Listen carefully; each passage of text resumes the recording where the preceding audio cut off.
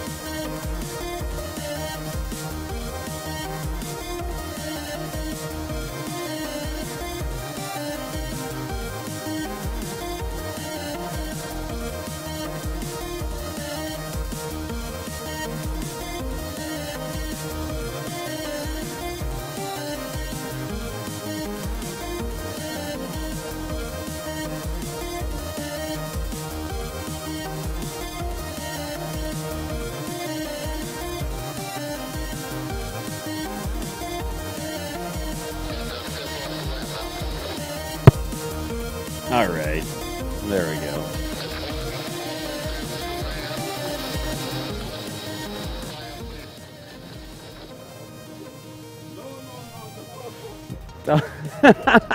I love it. All right, it is a working museum as it turns out.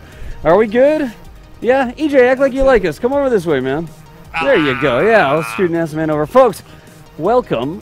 Sounds good? Yeah, I think this sounds good. Let us know if this sounds not good. We've redone our setup a little bit here.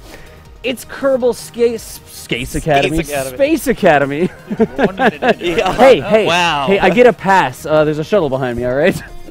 I get a pass. Yeah. All right, I'll give you that. It's Kerbal Space Academy, and we're live again from the Intrepid Sierra and Space Museum in New York City. We're broadcasting on Twitch from the Shuttle Pavilion. So there's no green screens or anything going on today.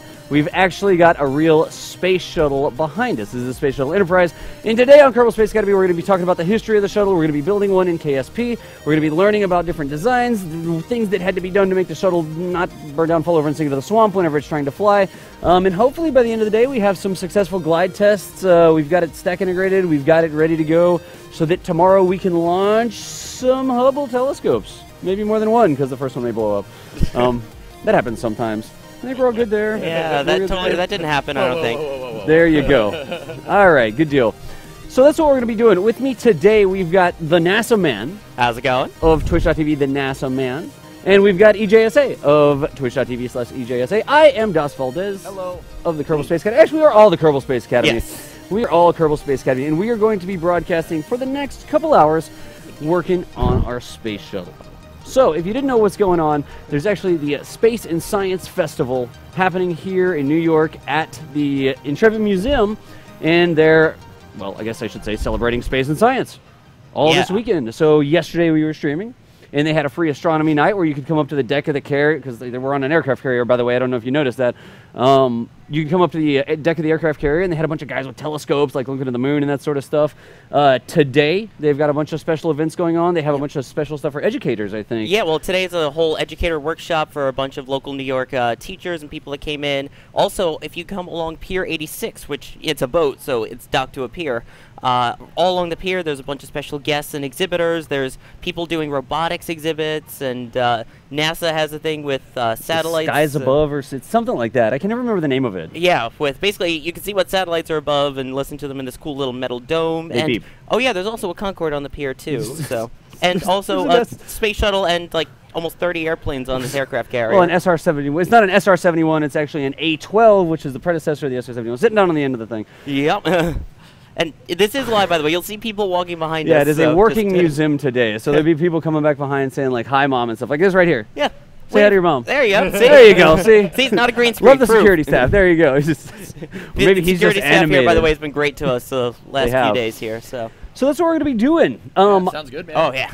I've brought with me our resident Kerbal Space Program shuttle expert, EJSA. Y'all know I do Kerbal Space Academy stuff.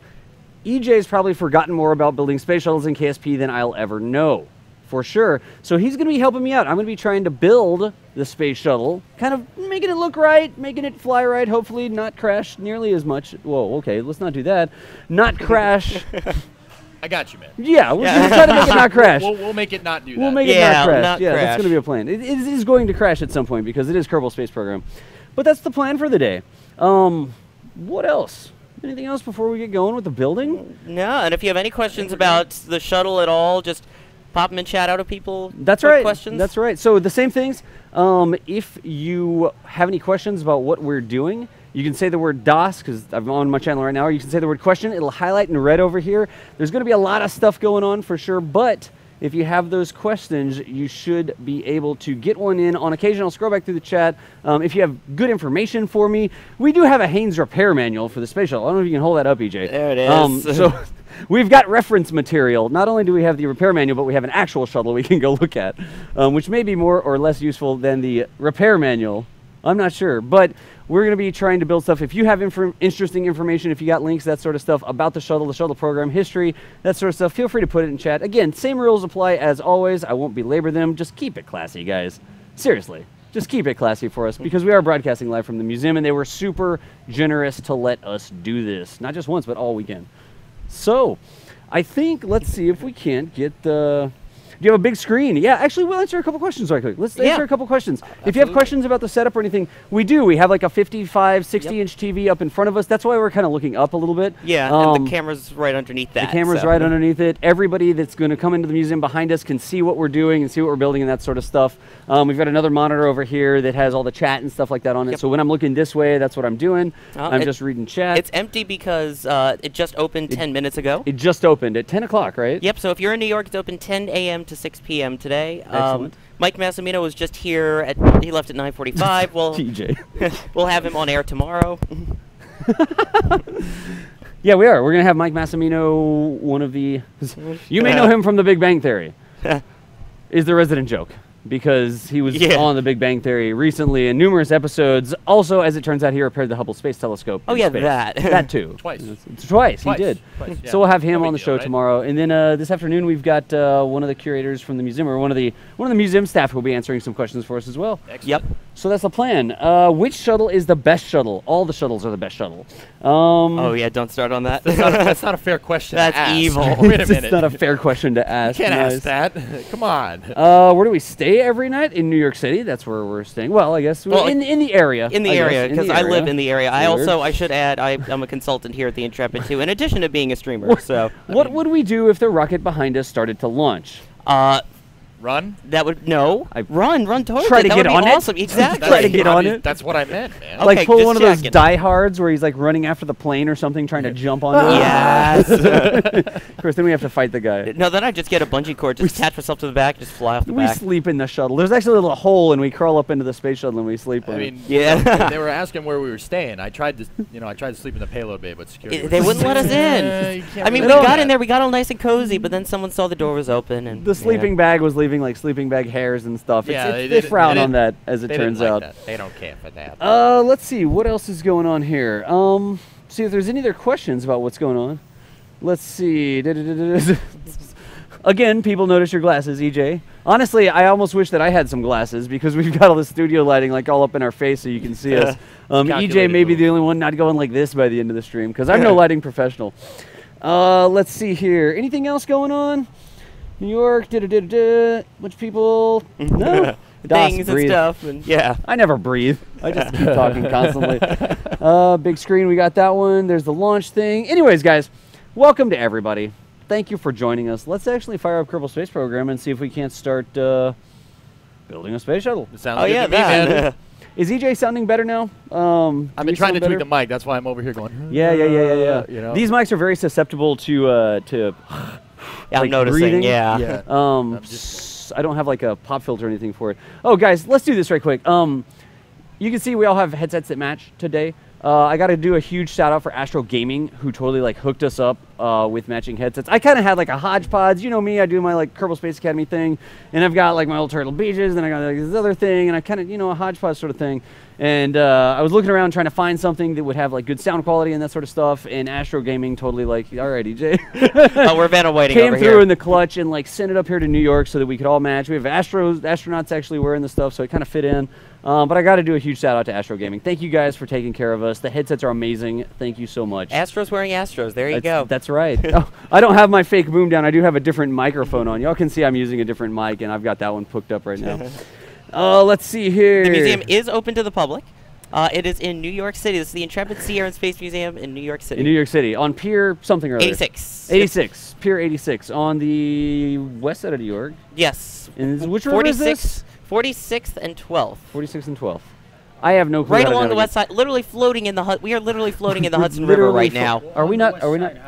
Are we not rest settling? Didn't it not settle? Or are Well, we yeah, floating? but still, Okay. we're literally in the Hudson We're River literally right now. well, we're not in the Hudson River. We're on a boat that's in the Hudson River, you smart aleck. Do you think we could broadcast from the cruise ship next door? I drove by yeah, this morning. There was a huge cruise ship. Two parked of them, there, I think, so- right? It's going. If it's going to the Caribbean, then yes, I think that would be a good idea to broadcast. So you Oh, would yeah. you would like say, no, I don't want to get on this cruise ship. Yeah. Yeah, well, Let's play some Kerbal Space Program.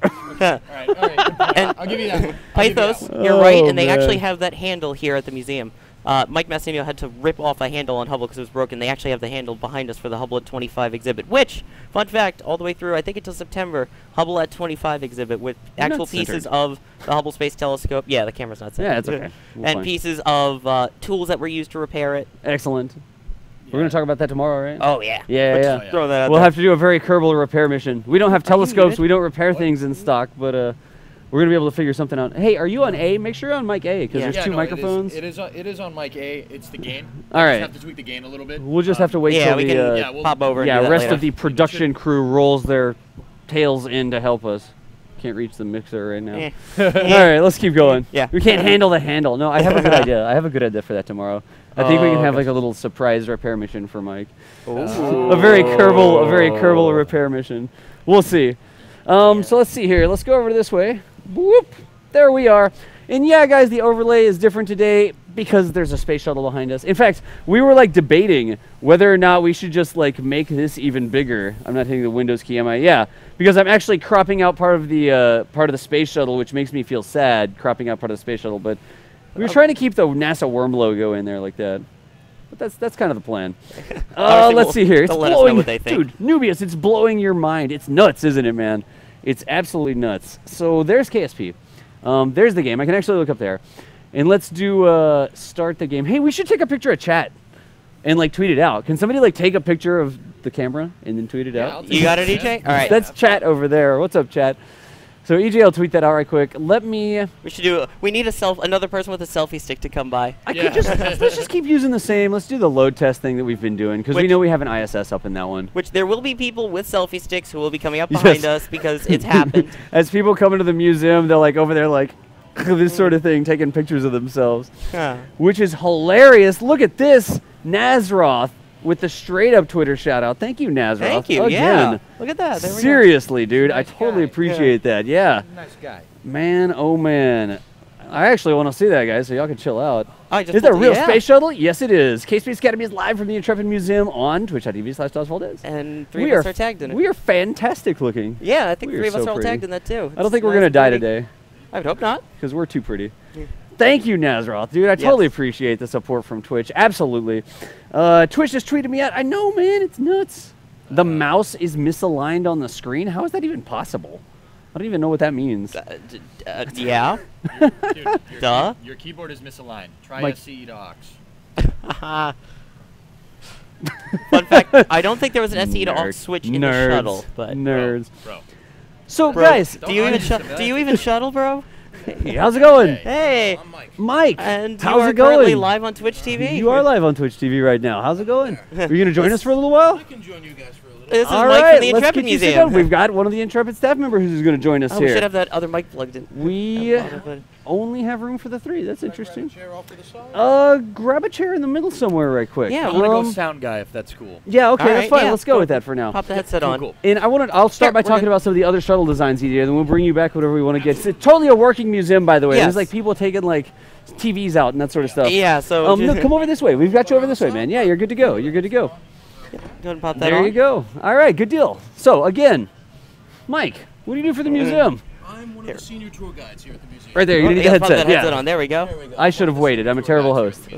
You're one of the senior Tour guides at the museum. Excellent. So do you focus on like one special and just scoot this way some, act like you like A us? little bit more. We showered Come today. on over. Yeah. There you go. So do you focus on like one area of the museum? Do you go other places? What do you do? Like, I go all over the place. My All over the specific place? job is talking about the history of the ship, aircraft carrier. We talk about the space shuttle. I talk about the Hubble Space Telescope. okay. Mostly right now, my job is to focus on the ship's history in Vietnam. Okay. But I also do a lot of work with this baby over here. Excellent. Yeah. EJ, how are his mic levels? He might need to be bumped up some. He seems like. Okay, good deal. So you kind of go all over the place. Do you like train other tour guides? Like, what sort of tour opportunities are available?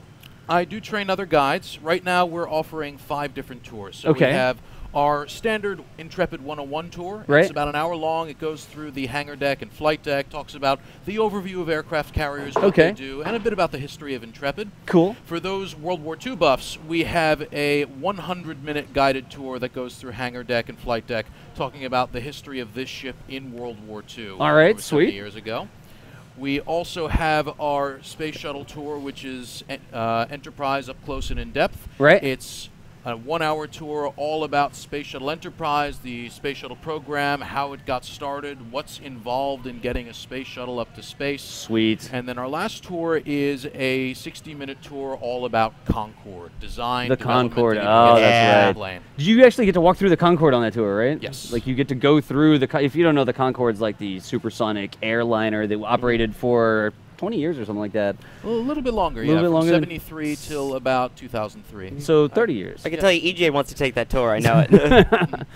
Good deal. So you could actually help us out here because we were just sitting down with our game Kerbal Space Program, and we were going to start building a space shuttle in the game. Have you heard of Kerbal Space Program? Do you I know what it is? actually have played it. I haven't played played it? since Yes. the What? past couple of updates, but I have been playing with it. It's a fun tool. I know our education department here actually uses it as well. Wait, what? Yep, Really? for kids. It's a great way to teach people about building rockets and balance, and frankly, when there is the opportunity to fail spectacularly, but also to achieve your goals, Yeah. that's where education happens. That's exactly. We kind of like fail our way to learning almost in Kerbal Space Program. Yep. I mean, it's not the way NASA wants to do it. It's but right, it's right. When you have that opportunity, it's perfect. It is. Yeah. Nice.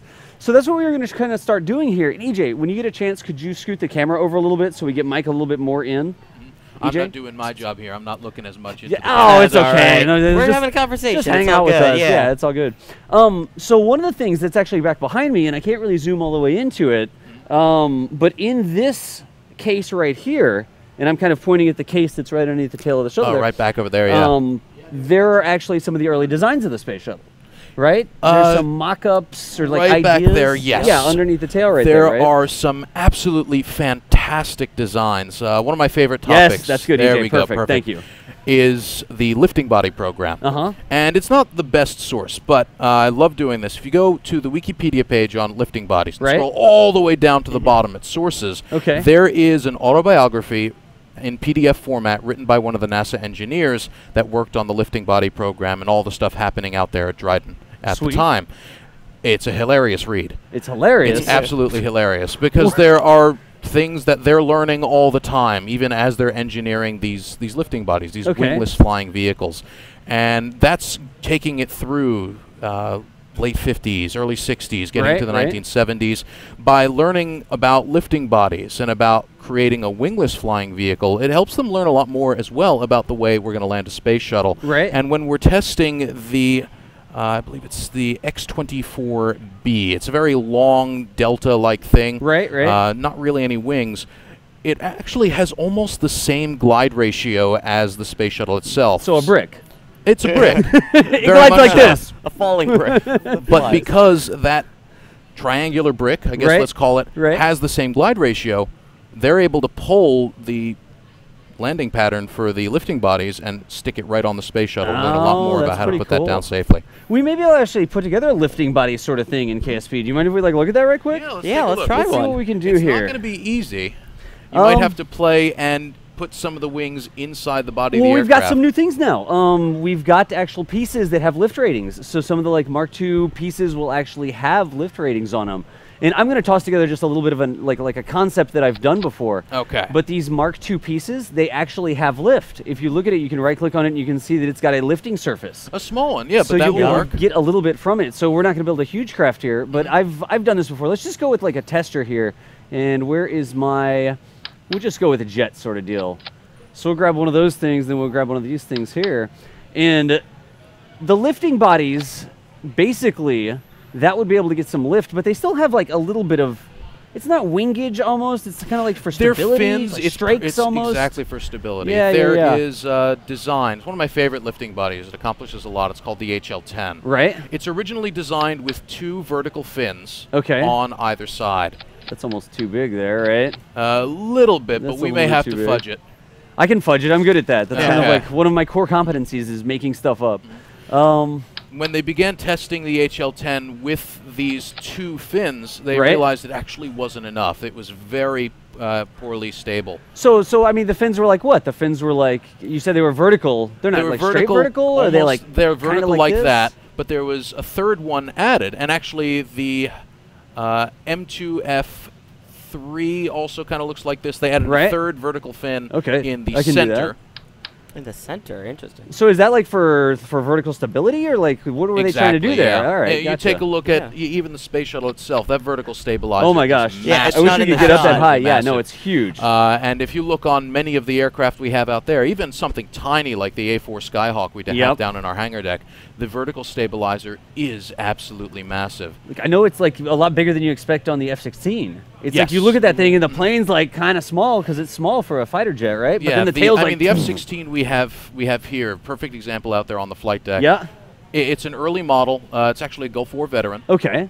But when it comes to building a military aircraft like that, you want something that can be flung around the skies. It's built to be relatively unstable. Right. Computers are going to help you. That lets it turn more quickly or maneuver more quickly when it's unstable. It wants to go basically any direction as opposed to darting, right? You would normally do. So on this thing that I'm putting together, are there control surfaces? There are control surfaces. Won't work without it. Okay. What sort of are they all vertical? Are they horizontal? How do they go? What we may want to try and do and fudge it a little bit here, I would recommend, let's take those vertical stabilizers on the side, let's cant them outward. All right, good deal. We can totally do that. There you go. And then we can use control surfaces to give us both a little bit of pitch and yaw roll. There, yeah. And then we can use the third stabilizer right there in the center to work on yaw itself. Gotcha. Uh-huh. All right, so there we go. And then we put that on like that, and just 1x symmetry. So then we've got our yaw control up there, and then we've got these, which I'll rotate so that they mesh. Have you played one of the new build editor tools in KSP? I don't think so, no. Oh my gosh, the build editor. So we're playing mostly stock, by the way. We don't have any part mods or anything. I've seen your channel. I've seen a couple of really? mods there you use. Look at this guy.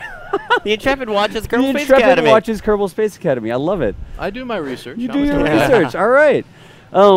So we've got these new tools where we can actually, and this is, when do these come out? Not 0.90. EJ, when did the editors come out? I don't even remember.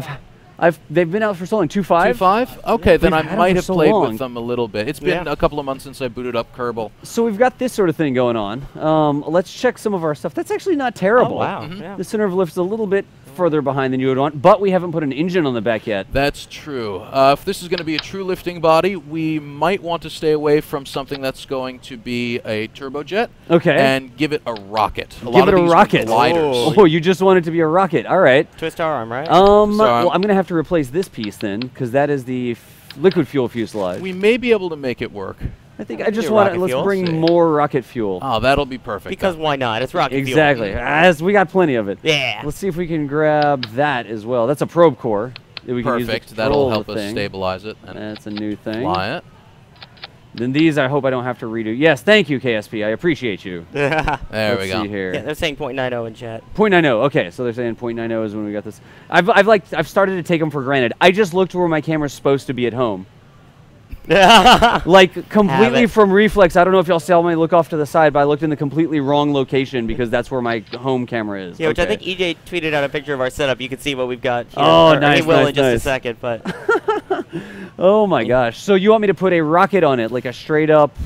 Yes. Now, Like I don't know if a- we're going to be able to get the power we'd need out of something that would look lifting body-like. Yeah, because I mean we're not going to have a lot of fuel here either. That's the dual mode engine. That might work. I've used That's those the before. jet engine / rocket engine. That's But I don't know definitely if it's going to have enough power to actually get off the ground on its own. This is going to rock 1.15 thrust to weight on the pad, but that's in jet engine mode. If we click it over to, let's see here, switch the mode over to closed cycle, it'll rock a no, that's the wrong one. Basically a 2.0 thrust to weight. That might work. Let's test it. Yeah. Let's just see if it blows up. If it blows up, it blows up. by the way, yes, That's what Kerbal's for. That's exactly what By the- Kerbal's yeah, for. by the In way, this for case, chat- we don't have to risk Jeb. Yeah. Sorry, I keep For chat? interrupting you there. no, we are aware that the mouse is not lining up. It's an OBS issue, and Wait, what? well, now we're aware. Yeah, the mouse apparently is. Yeah, the mouse is different on OBS than it is on the screen. I've I never should've seen brought that my before in my joystick. life. So yes, we are aware of that now. but What? How does So- that work? Apologies. That's all right. Apparently that's a thing. So EJ's working on tweeting that out right now. Don't worry, guys. We'll I've never link seen that up that in chat. before. I have no clue what the deal with that is. Wow. So yeah, that's the thing. It's like OBS thinks the window's smaller than it actually is. Are we I- at any wheels on this? I don't know. Oh, nah. I was just gonna launch it from a rail system. That might be better. Do Let's we, keep looking here. What's the center of gravity looking like here? Right there. It's not Right there? bad. We can move It's the lift. it might fall back on itself, but that's what experimentation. That's what Thanks. experimentation for. What sort of nose cone should we put on it? We could put an air intake, maybe. That might be the helpful if we're jet using the dual mode. engine. Just Get to an make air it look spike or awesome. something like that. Yeah. That looks pretty cool. Yeah. And then we'll Kind of slap look like an the, X-21. Ooh, a little bit. Should I just put it on? Let's start like this. Let's just slap it on a launch clamp and see if it works. Will it need a battery? Probably not for a short flight. I don't expect Okay. it to last for very long, honestly. That's true. We'll We're not going to have much lift out of this. have to see what we can do. Yeah, what could possibly go wrong? Yeah, right? well, I can tell you, Yeah. it could blow up. That's probably what's going to go wrong. Where's the root We node? might All right, want there we to go. start the engine and then release Yeah, it. and then release it. Yeah, we'll let it Yeah. like spool up, sort of thing, and we'll start it in rocket mode as well. Okay, this keyboard needs to move over. Just Have you- slightly. You get so used to like using your regular keyboard, and then you like move to a different keyboard, and it's like, what? I can never do this. This is never going to Oh, work. no. Here at work, we have the computer all set all the way off to the side. It Keyboard's probably looks over good, here. right? I can't do it. That looks legit. That should help. It's so going to Very, rip yeah. their wings off. It's going to rip the wings off. Let's see here. Lifting body like that. And let's see if this thing works. And we're not going to spend 4 hours just trying to make this one thing Oh, work. no. We'll Definitely. Because I do want to get into the shuttle. I want to get into the shuttle. All right, KSP, that's good. Wait, I'm right on the top. I don't understand it. I don't know Yeah, what the deal that's is. weird. Why the mouse is messed up. Yeah, the mouse is definitely messed up. So let's see what we've got here. Let me change the staging so we don't just drop it on the ground. And I'll throttle it all the way up. I'll make sure I can see my resource panel. I'll engage the SAS. We'll try it. Let's try it in air breathing mode first, maybe. And I love, this is new as well. This is stock, these ground effects. If you've got That's an pretty engine good. pointing Yeah. at the ground, and it especially comes into play when you're landing on the moon or something, you can actually see the dust being blown now. That's perfect. So that was new in 1.0. That was kind of like a surprise feature that came out. All right, we've got Um, SAS on. That'll help us. This is never going to work. We're only making 94 kilonewtons of thrust. Let's do it anyways. Whee! That was close. We got some lift. Little bit of lift. I think we just got some physics shenanigans there. That didn't work at all. What if we had a bit more thrust with us? Let's try that again. Yeah, let's go to the other. Just add some of those disposable. Put SRBs on it. Yeah. Put SRBs on it. Let me see if I can try it with the engine in rocket mode, and we'll see if it doesn't just fall over. Let's see if that'll work, definitely. So I should be able to go there. The rocket doesn't actually spool up, so it doesn't really make a lot of sense to light it before we do the launch clamps, but I'll do it anyways. Yeah. That's jet mode. There That's we go. rocket There's the mode. rocket. Yeah. Push it. That's better there already. we go. There we go. Now it's almost like I think we're just like flying. So this is new in 1.0 as well. We can actually see the aerodynamic forces. Oh, perfect. So we can see where we're getting lift from, and you can see these 3 Mark II parts in the middle are all going to be generating lift for us. And there's our control surfaces. When I do the control surfaces, you can see it pushing it around. Now, how's the yaw? Is it very let's see. effective? Whoa! Okay, that's actually normal for a lifting It body. wanted to roll. Really? That's normal? That's normal. It's something that they definitely had to counteract. Okay, this is terrible. I have no control of this craft anymore. I have no roll control, apparently. That doesn't make any sense. Hey, slow down. Did we set the controls for roll? Chat, was that loud? Might have been. Tell us if the game was too loud. Tell us if the game was too loud there. Let's try this again. Back to there. Back to the launch. So is that normal? That's normal. We have a very tiny craft. Right. We have control surfaces at the extreme end. It's going to cause. Right. I'm not sure if this is the right term, but at the adverse yaw when you roll. Just like Or unintended adverse motion. roll We when you don't yaw. want it to be doing that, right? Right. Now, So- one other thing we can do, and this was done on lifting bodies, is Okay. add another control surface, almost like a spoiler, that can help with that Oh, control. I gotcha. Interesting. Okay. Because that's like, the shuttle doesn't actually have a tail like that. It doesn't have a spoiler. It does not. The Yeah. elevators Interesting. are on the wing. Right? So you have ailerons outboard, elevators inboard, and the rudder itself works as a rudder, and it actually pops open like that as well. Yeah, Gives you yeah. a speed Yeah, brake. it's the speed brake on the tail, yeah. I keep just crashing this thing over and over again. I don't know. I had reprogrammed the control surfaces, so that's another thing we can do. We can right-click on a control surface and say, hey, we don't want to use you for pitch, right? Or yaw, That'll we can help. like turn it off. In this one, we can say we don't want to use it for yaw. Right. And let's just see if it controls better this way. I'm just going to switch the mode. What mode is that in? Closed cycle. Good. Just throttle it all the way up, and let's panel lock it. SAS is engaged. We'll just go 3 to 1 space. All right, so let's see if this works. Get a bit more speed. That could help. Okay. Oh, and another thing we've got. Whoa. There we go. It's a little back heavy, so it should Mach be able to. half. It's a Mach 0.5. That's fine. And I can yaw, but then there's me rolling as I yaw as well. Yeah. All right. Now, good if you had deal. a stick in the cockpit, you would be able to correct that. to as you correct pull for it. back. Yeah. Because this is like the analog, just pressing the keys. And look at that. It wants to roll no matter what. Let's see what it's doing. Oh, look at that. Oh, now it's getting to where it doesn't want to be controlled anymore. We Like may it- be moving too fast for those tiny control surfaces. We've just about Yeah. broken the sound barrier there. I don't know. You can see we're Mach 0.90, and it is just not stable as all. So when you build something that's not an actual plane, right? It doesn't look like it's flying all weirdly. When you build something that's not an actual plane, you have all sorts of like problems, I guess, with stability. Yeah. So the shuttle is almost a good design of something that's got some features of a plane, but also got some features of the lifting bodies and the thing that's kind of like Yeah. If you look at some of the early lifting bodies, you look at the HL-10 itself, and then look at Right. the wing design of the shuttle. Right. That airfoil is very similar to what you would find on one of those lifting bodies. I gotcha. It's big. It's a massive airfoil, which is strange when you think about something that's going to be re-entering the atmosphere. Yeah. 'Cause that's a lot of drag in the way. Yeah. And one of the reasons why we need so much of the heat shield. Gotcha. And you want a lot of drag sometimes. Do you want a lot of drag on the shuttle? Does that help it slow down more or Well, the no? massive wings are certainly going to be a big help as you're coming through. That's going to give us Right. a lot of lift at low speed. For a glider, Right. that's quite useful. The Okay. space shuttle is one of the fastest safely landing objects on planet The Earth. fastest safely We can always landing object. crash faster, but it's obviously good if the people inside are kept safe. Whoa! I don't know what just happened there. We're at higher altitude, right? Yeah, we're up to 11. 11,000 Also, we're meters. empty of fuel. That's true. Yeah. I That's bet you gonna our do center it. of mass is We're moved around. unbalanced because Yeah. center of mass is a little further aft. Now we're trying to lawn dart kind of backwards here. There we go. Because in terms of the shuttle, it comes in, at like orbital speeds of 17,500. It lands at about 230 miles an hour or so, Something right? like that, yeah. So from orbital speed to 230 miles an hour. And that's an absolutely massive deceleration. Let's see if I can't. And that's a lot faster than a commercial airplane too, right? Much faster. Yeah. You're not going to find much more commercial aircraft. Anything coming down to JFK is not going much faster than 150. 200. Some Yeah. comes in, a lot slower. It really doesn't want to roll. Like, it's so hard to roll. Mm-hmm. The shuttle has the big, you can actually see it on the screen. Like right here above my head, it's got the big elevons. Is that what they're called? What are they actually called? If they're doing the same job, Right. then they're elevons, Okay. yes. If we have them separate, and we do on the shuttle, the Right. outboard is the ailerons, the inboard is the elevator, Okay. then they would be separate. Oh, But you've okay. got all sorts of these controls, and the engineers just kind of smush the terms together. So if you have,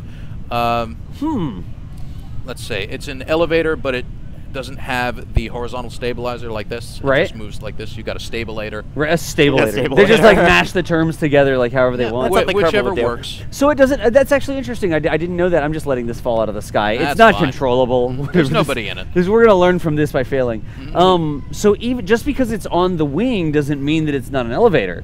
Correct. It's more how you have it programmed. If it's just designed to do the pitch of the craft, it could be an elevator even though it's on a wing like the space shuttle. It can. Kind of. You also have other control surfaces. Just trying to think of real-world examples here. Right. On a Russian fighter jet. It's actually the navalized version We've got of some the of those out here. Su-27. Right? So we've got a MiG-17 and a MiG-21 over there. Those I was are- going for Russian fighter jets. Sorry. Yes, yeah. Russian fighter We've jet. got Russian fighter jets outside. The Su-33 Right. has canards out Okay. in front by the nose. And those Canards. canards, which we do have in Kerbal, Okay. Yeah, we do. actually help with roll and they help with pitch. Right. Okay. Good. We would probably need canards on this thing. Yeah. We need it to be less terrible. So I guess the rule is I was going to try to glide it over there, but Yeah, I don't know It's if it's just going to not work. We helping may me. want to add something at the front to give it more of a center of gravity yeah, towards its center of mass. it's just falling out of the sky because now the center of lift for the center, I guess, pressure really here is behind the center of mass, so it's lawn darting kind of this way down. Yeah. Not looking great. Because even when the shuttle lands, it has no fuel in it, pretty much. So. No, So it all should be that able to- fuel's expended getting it back down Yeah, into the yeah. atmosphere. I'm just going to let it. you Just gotta cover move the your lifting ears. body. Cover your ears. Oh no! I'm fully aware that pushing my headphones onto my head just makes it louder. Chat. Seriously. What kind of brakes does the shuttle have? It's got like Brembos on it or something? The brakes themselves, wheel brakes, there is a drogue parachute, Okay, right. which is going to help quite a bit when you're landing that fast. Okay. Speed brake up at the top there. But as far as I'm aware, the brakes aren't going to be all that much more different than what you would find on something more modern. Okay. Yeah. Landing on the runway. Okay. Yeah, you can still brake them pretty hard, and I know a few astronauts who have accidentally lit the tires on fire because they were braking too hard. But That can happen. It Yeah. can happen even if you're not in a space shuttle. that too, yeah. When I've been doing, this was years and years ago, and I Yeah. was doing my own flight training. Cool. The little dinky airplane I was flying landed at 55 knots. And Okay. if you weren't careful, you could still get those tires really hot. Really? Just from braking too much? Yep. Whew. I've never actually thought about that. I could do that in a car, like a car scene sort of deal, but... So I've renamed this lifting body that doesn't work. That's all right. It does lift, but then it's uncontrollable whenever it's done lifting. I want to move on from this, and I wanted to look at another thing that's in the case over there, because Okay. there's like some of the original shuttle concepts. And so we all know in Kerbal Space Program it's kind of hard to make a space shuttle because of the way it's on the back of the boosters in the tank. Right. It's asymmetrical, right? And in Kerbal Space Program, because you have to balance the center of thrust through the center of mass changes, yada, yada, yada, it's hard to design that. You don't just slap it on there and it just flies. You start to do flips. Some of the original shuttle concepts, look at There we go. this. Thank you, We got a EJ. bunch Look in at this there. guy. EJ coming Oh in my with the gosh. save. I wonder if I could like hold this. Okay, that's amazing. I don't know if they're going to be able to see this. Let me go full screen right now. EJ just held up the shuttle repair manual. Did you see we have the Haynes I manual for the did. shuttle We've got a repair? couple of those as well. Let me Great bring this resource. up and see if it comes up. And somebody could get maybe a link in chat to the same sort of thing here. There, All right, EJ's EJ going said to he's link it. gonna link Nice. it, yeah. Let me see. Yeah, you can kind of see it there, right? There's all sorts of different designs in there. That some of them, I'm going to look underneath it. EJ, I'll get a link so you can see it more up close. Some of them have it on the back asymmetrically. Sometimes the boosters actually have wings of their own. Right. It looks like, and then I don't even know what's going on there. I mean, Yeah. what is Which that? one, over here? I don't know. The one in the middle here. You can hold it. The middle, there you go. One in I'm the gonna middle. keep I'm driving. not sure with this one in the That one's middle. weird. Looks like The it's a other Delta two wing here, with two they boosters. look like they would not necessarily be launched vertically but Right. horizontally, and then you'd have the situation where you get to a certain altitude, Yeah, you release it, and you then the release booster it goes kind the of rest like of the way. Sorry, Spaceship keep One bumping your sort of shoulder deal. there. No, it's that's totally okay. cool. We're all friends here. Yeah.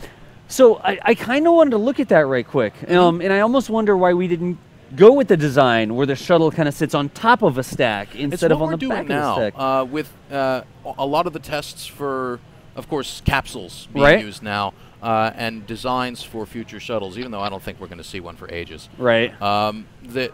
The design is really, let's get something on the top of that rocket. Yeah. Center of mass is easier It's to find. easier to it's deal to with, control. right? So I want to see if I can throw something together like that right quick. And I'm going to use the Mark II cockpit. We're kind of working our way up from like a little simple sort of lifting body where we learn some basics Definitely. of things that don't control and crash. I can say Yeah. I've never been able to successily use that Mark III cockpit. Oh, with a really? shuttle. Yeah. We're going to be Wow. doing that. The We're gonna entire try? purpose of the stream today is to get a shuttle going so that tomorrow we can launch a Hubble. And then we're going to have Mike Massimino on the stream Perfect. so that he can talk about repairing the shuttle. So that's what we're doing today is trying to set up for the stream tomorrow. So it's not like, Okay. here, Mike, So here's let's our keep shuttle, building. and it's like falling out of the sky or something. So I'm going to put a little bit of a cargo bay on here, and I'm going to see how quickly I can do this because we really do want to get over to the shuttle. That's kind of a tiny cargo bay, honestly. We'll do There kind we of the go. same form factor. We'll put some fuel on there. In chat, I do appreciate y'all. Thank you for hanging out. I know that we're not reading chat as much as we normally do. Yep, so We've got limited time, and we'll have like periods where we go through and Yeah, and I read know some things in EJ's over chat, there questions. answering questions EJ's too, answering so. questions. I wish we could get a microphone on EJ so EJ could talk as well. I think We there's have the another other headset over mic. there. But I don't know if that one's plugged. No, we got the other Oh, microphone we were do using have the yesterday. other. We do. Do we have EJ, an if you want to XLR? plug that in. EJ, you know the handheld mic we were using yesterday? It's Yes, right that down way there. you can get on too. EJ's gonna like GI crawl underneath. Yeah, there you go. I've only There. can EJ see this is right now. underneath the screen right now, crawling to get a microphone. Nice. All right, There so we let's see go. here. I think I'm gonna put a little bit more fuel in here. And just so you know, you're in full screen mode still. I am in full screen. Oh, thank you, You're welcome. everyone. I appreciate Yeah. that. All right, Let's thank go you, over chat. there. There we go. Yeah, Dust has a Countryman. That's extra. I do have a different microphone. We were running out of plugs to get all of our Astro Gaming headsets working. There we So go. that's that. And we'll slap, I don't know if I'm going to put these big wings on it. Is there something to do with, like, can you have too much wing?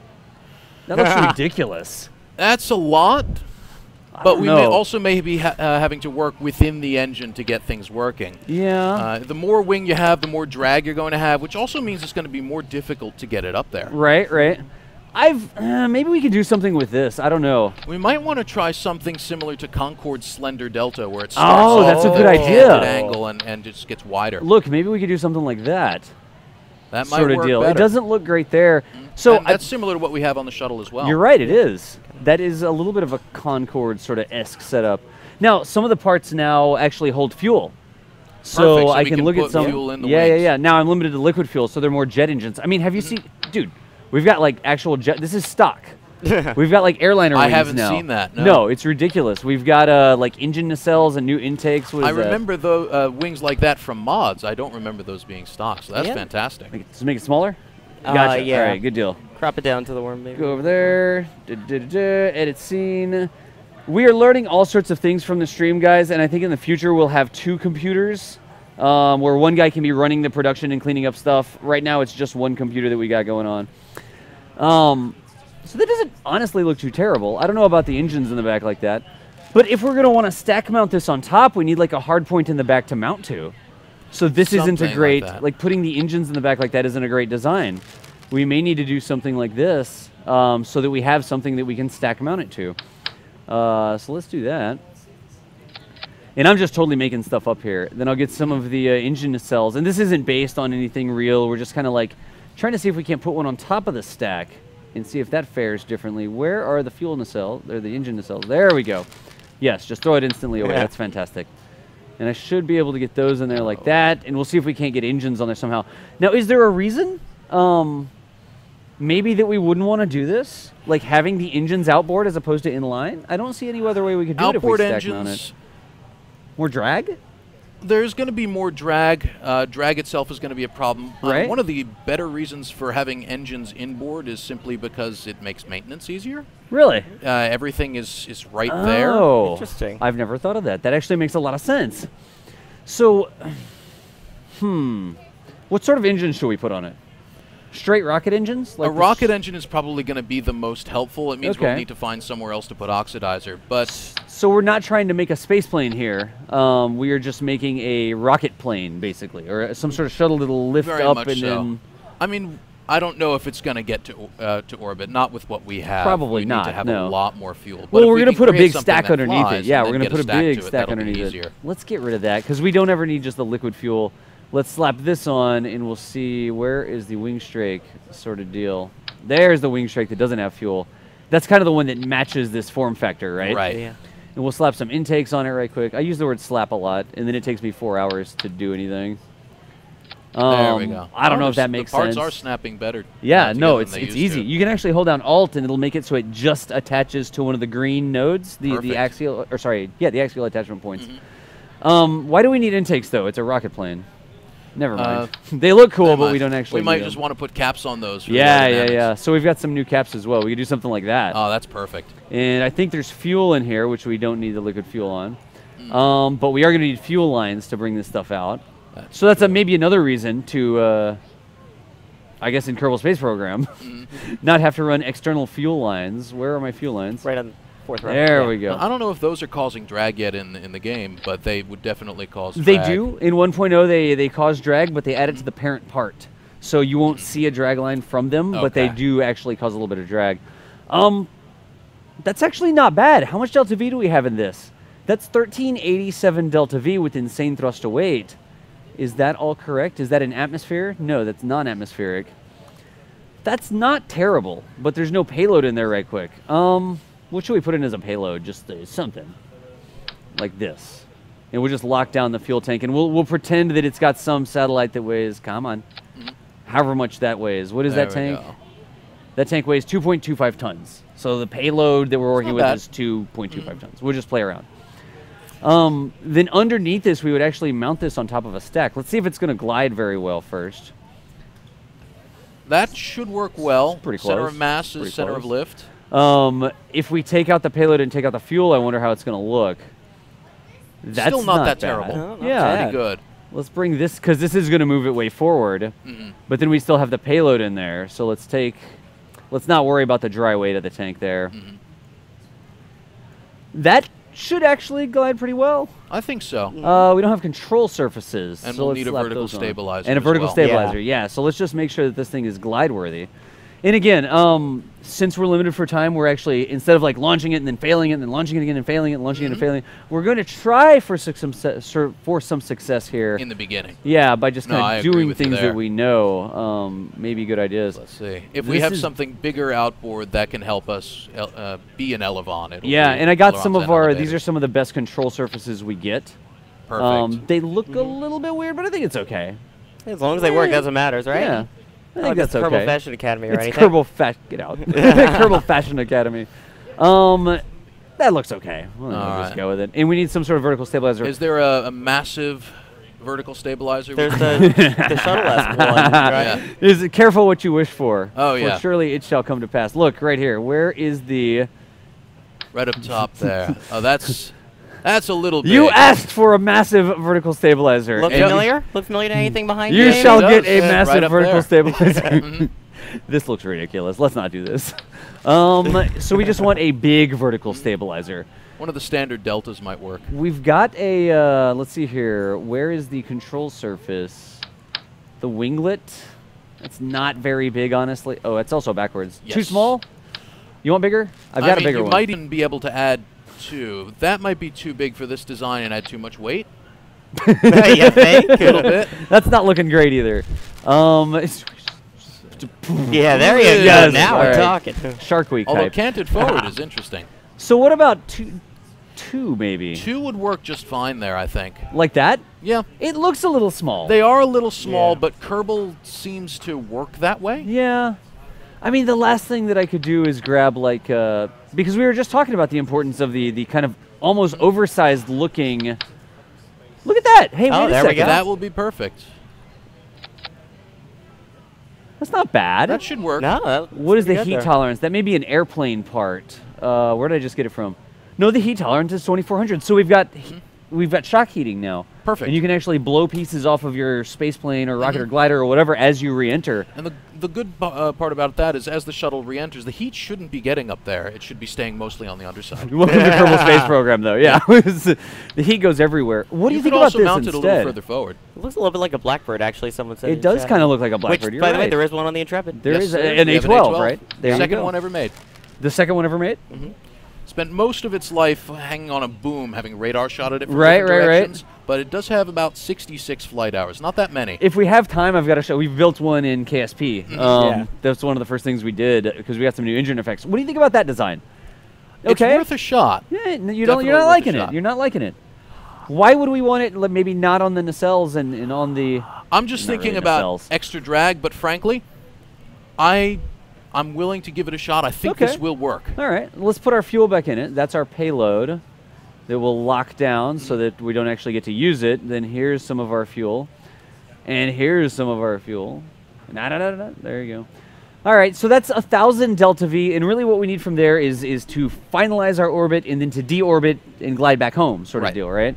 Because that's what the space shuttle uses. So what are they called? The OMS. What, the engines it used to fire itself down? Yeah, yes, that it the uses orbital to maneuvering actually, system like- engines. Yep. OMS. Gotcha. It finalizes its orbit with that, and then it brings itself back down as well. Yeah, once it's 'Cause- in orbit, because it launches with the giant orange tank and the two Yeah, solid rocket yeah. boosters. The orange tank feeds the main engines that you see on the back of the shuttle, which But there's no here are fuel covered. for the main engines on the Correct. shuttle itself. The shuttle Right? has no Right. fuel storage for the liquid hydrogen and oxygen. That's The all big, that orange the three tank. big engines. Now, yeah. the interesting thing there, and what we may be wanting to aim for here, Okay. that's our design, right? We have the big engines in the back. Right. There's another space shuttle. It's called Buran. Okay. Yeah. Yeah. Russian Yeah. The Russians have the advantage of we did it first, so they Right. can look at it and see what works. They're what like, doesn't hey. work. They took all of those engines that are going to get the thing into orbit or Right. into space, and they put them on the rocket package. Why carry that dead weight? Yeah, because the Oh. engines are used for exactly 1% of the shuttle's flight time. So, why otherwise 99% of the time they're doing nothing. That was a serviceability thing. They wanted to recover them and use them over and over again. Was that why they put them in the shuttle like that to bring them home each time, or what? Off the top of my head, frankly, I'm not sure. They just If you slapped it put on the there? engines there, you're definitely going to have them again. You'll be yeah. able to service But you got to them. tote them around with you the entire time, right? Yeah. Okay. Is that totally wrong? You could just say if I'm totally I don't know wrong. exactly the reason why they. Yes, You could be like, reusability "Das, is part of it. you're totally It wrong." could be just for where the thrust was coming from. It could be a bunch of different reasons. I don't know exactly why NASA did that, but. I never really looked into it, and I just assumed that they did that because, like a serviceability, like you recover them that way, they're protected inside the shuttle, you can redo them. But then again, I guess it does take a lot of time to service the engines. It Which does. It was Yeah. never intended for it to take that long. Yeah, It just yeah. Right, they're ends figuring up doing 50 so. flights a year, not 4. But Right. Yeah. So let's see. I'm putting important things like landing gear. on Landing now. gear Oh, is yeah, that. important. There we go. And then I'll try to do a little bit of an angle of attack. It's a little low pro, but something. If we rip the rear engine off, maybe we don't need that. And something. I'm a little weird playing on this different keyboard. Like I keep, y'all have seen me build things before, and I like the keyboard sizes. The key sizes are different, and I'm having trouble No, I know what you pressing mean. the keys in the right spot. I would actually recommend that nose wheel. Uh-huh. Don't pick it up inside the body of the airplane too much. Leave it like this. Leave it a little bit like that. Okay. Because if we look at the way it's slanted now, Right. the angle of attack on takeoff Right. is slightly increased. That's going to give Right. you more lift. But I'm going to stack this on the top of a big rocket. You're right. If That's we were true. building It a is going space on the plane, rocket. that's Yeah. exactly right. We want some angle of attack For when we're going down landing the anyway, runway. that's going to be very helpful. This keeps the nose from, I guess, slamming down as much, I guess, Exactly. right? If we can land at kind of that angle with all the wheels touching down at once, as opposed to landing and poof, slamming the nose down. And this way, it should touch down much more comfortably. Yeah, yeah, You don't yeah, have yeah. to worry as much about right. coming in too hard. Sweet. So I guess one thing with this design, we're not going to use these engines at first, maybe.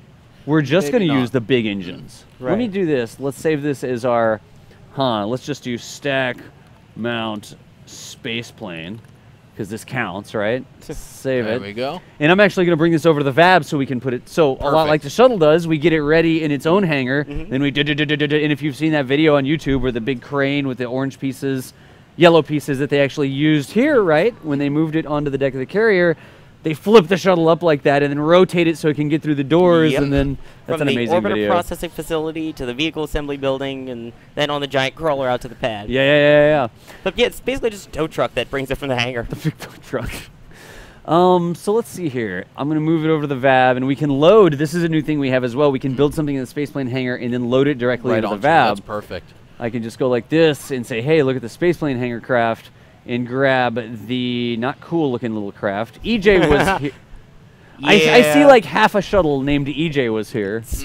Yeah, he may or may not have been building something after the stream yesterday. Oh, so. man. Oh, Spoiler alert for later. One of the things we did yesterday, you have 16. some of the viewers built a craft based on the exhibits here at the museum. Very cool. So we have just about every plane you have on exhibit at the museum in Kerbal Space Program now. And you can download them, different people can play with them, that sort of stuff. I may try that when I get home. It's really cool. Let's see here. Glider. What did I name that plane? I just called it something. Stack Mount Space Plane. There you go. It, right there. And we'll bring it up in here.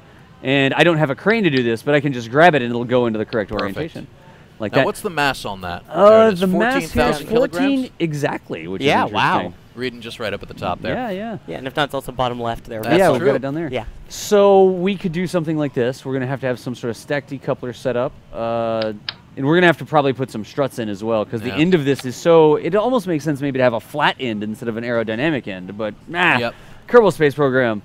You can just say it out loud, EJ. Yeah, I What's can't up? read that. 1,600 people. Yeah, can't read that, What's but that's up, awesome. people? Yeah, Thank how's you, it everyone. going? Thank you for watching. We are totally building stuff with...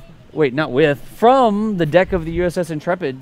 Yep. Sea, Air, and Space Museum. Intrepid Sea Air and Space Museum. Intrepid Sea, Air, and Space Museum in New York City as part of the Space and Science Festival. If you're just joining us, this isn't a green screen. It's an actual space shuttle behind us, and we're sitting on the deck of an actual aircraft carrier. There's the Space Shuttle Enterprise here in the Space Shuttle Pavilion. Yes, exactly. If you're in New York, you should come. If you're anywhere, you should come, actually. If you ever come to New York, you do have you to have come to see this. So many people, like people have told me, like, oh, I came to New York, and I didn't know this was here. And I was like, what do you mean you didn't know? You're like, oh. all the time. Happens all the time. We get people who jogging up 12th Avenue. Yeah? Right at the park. And they're like, Hudson River Park. And that's an aircraft carrier. That is an aircraft carrier.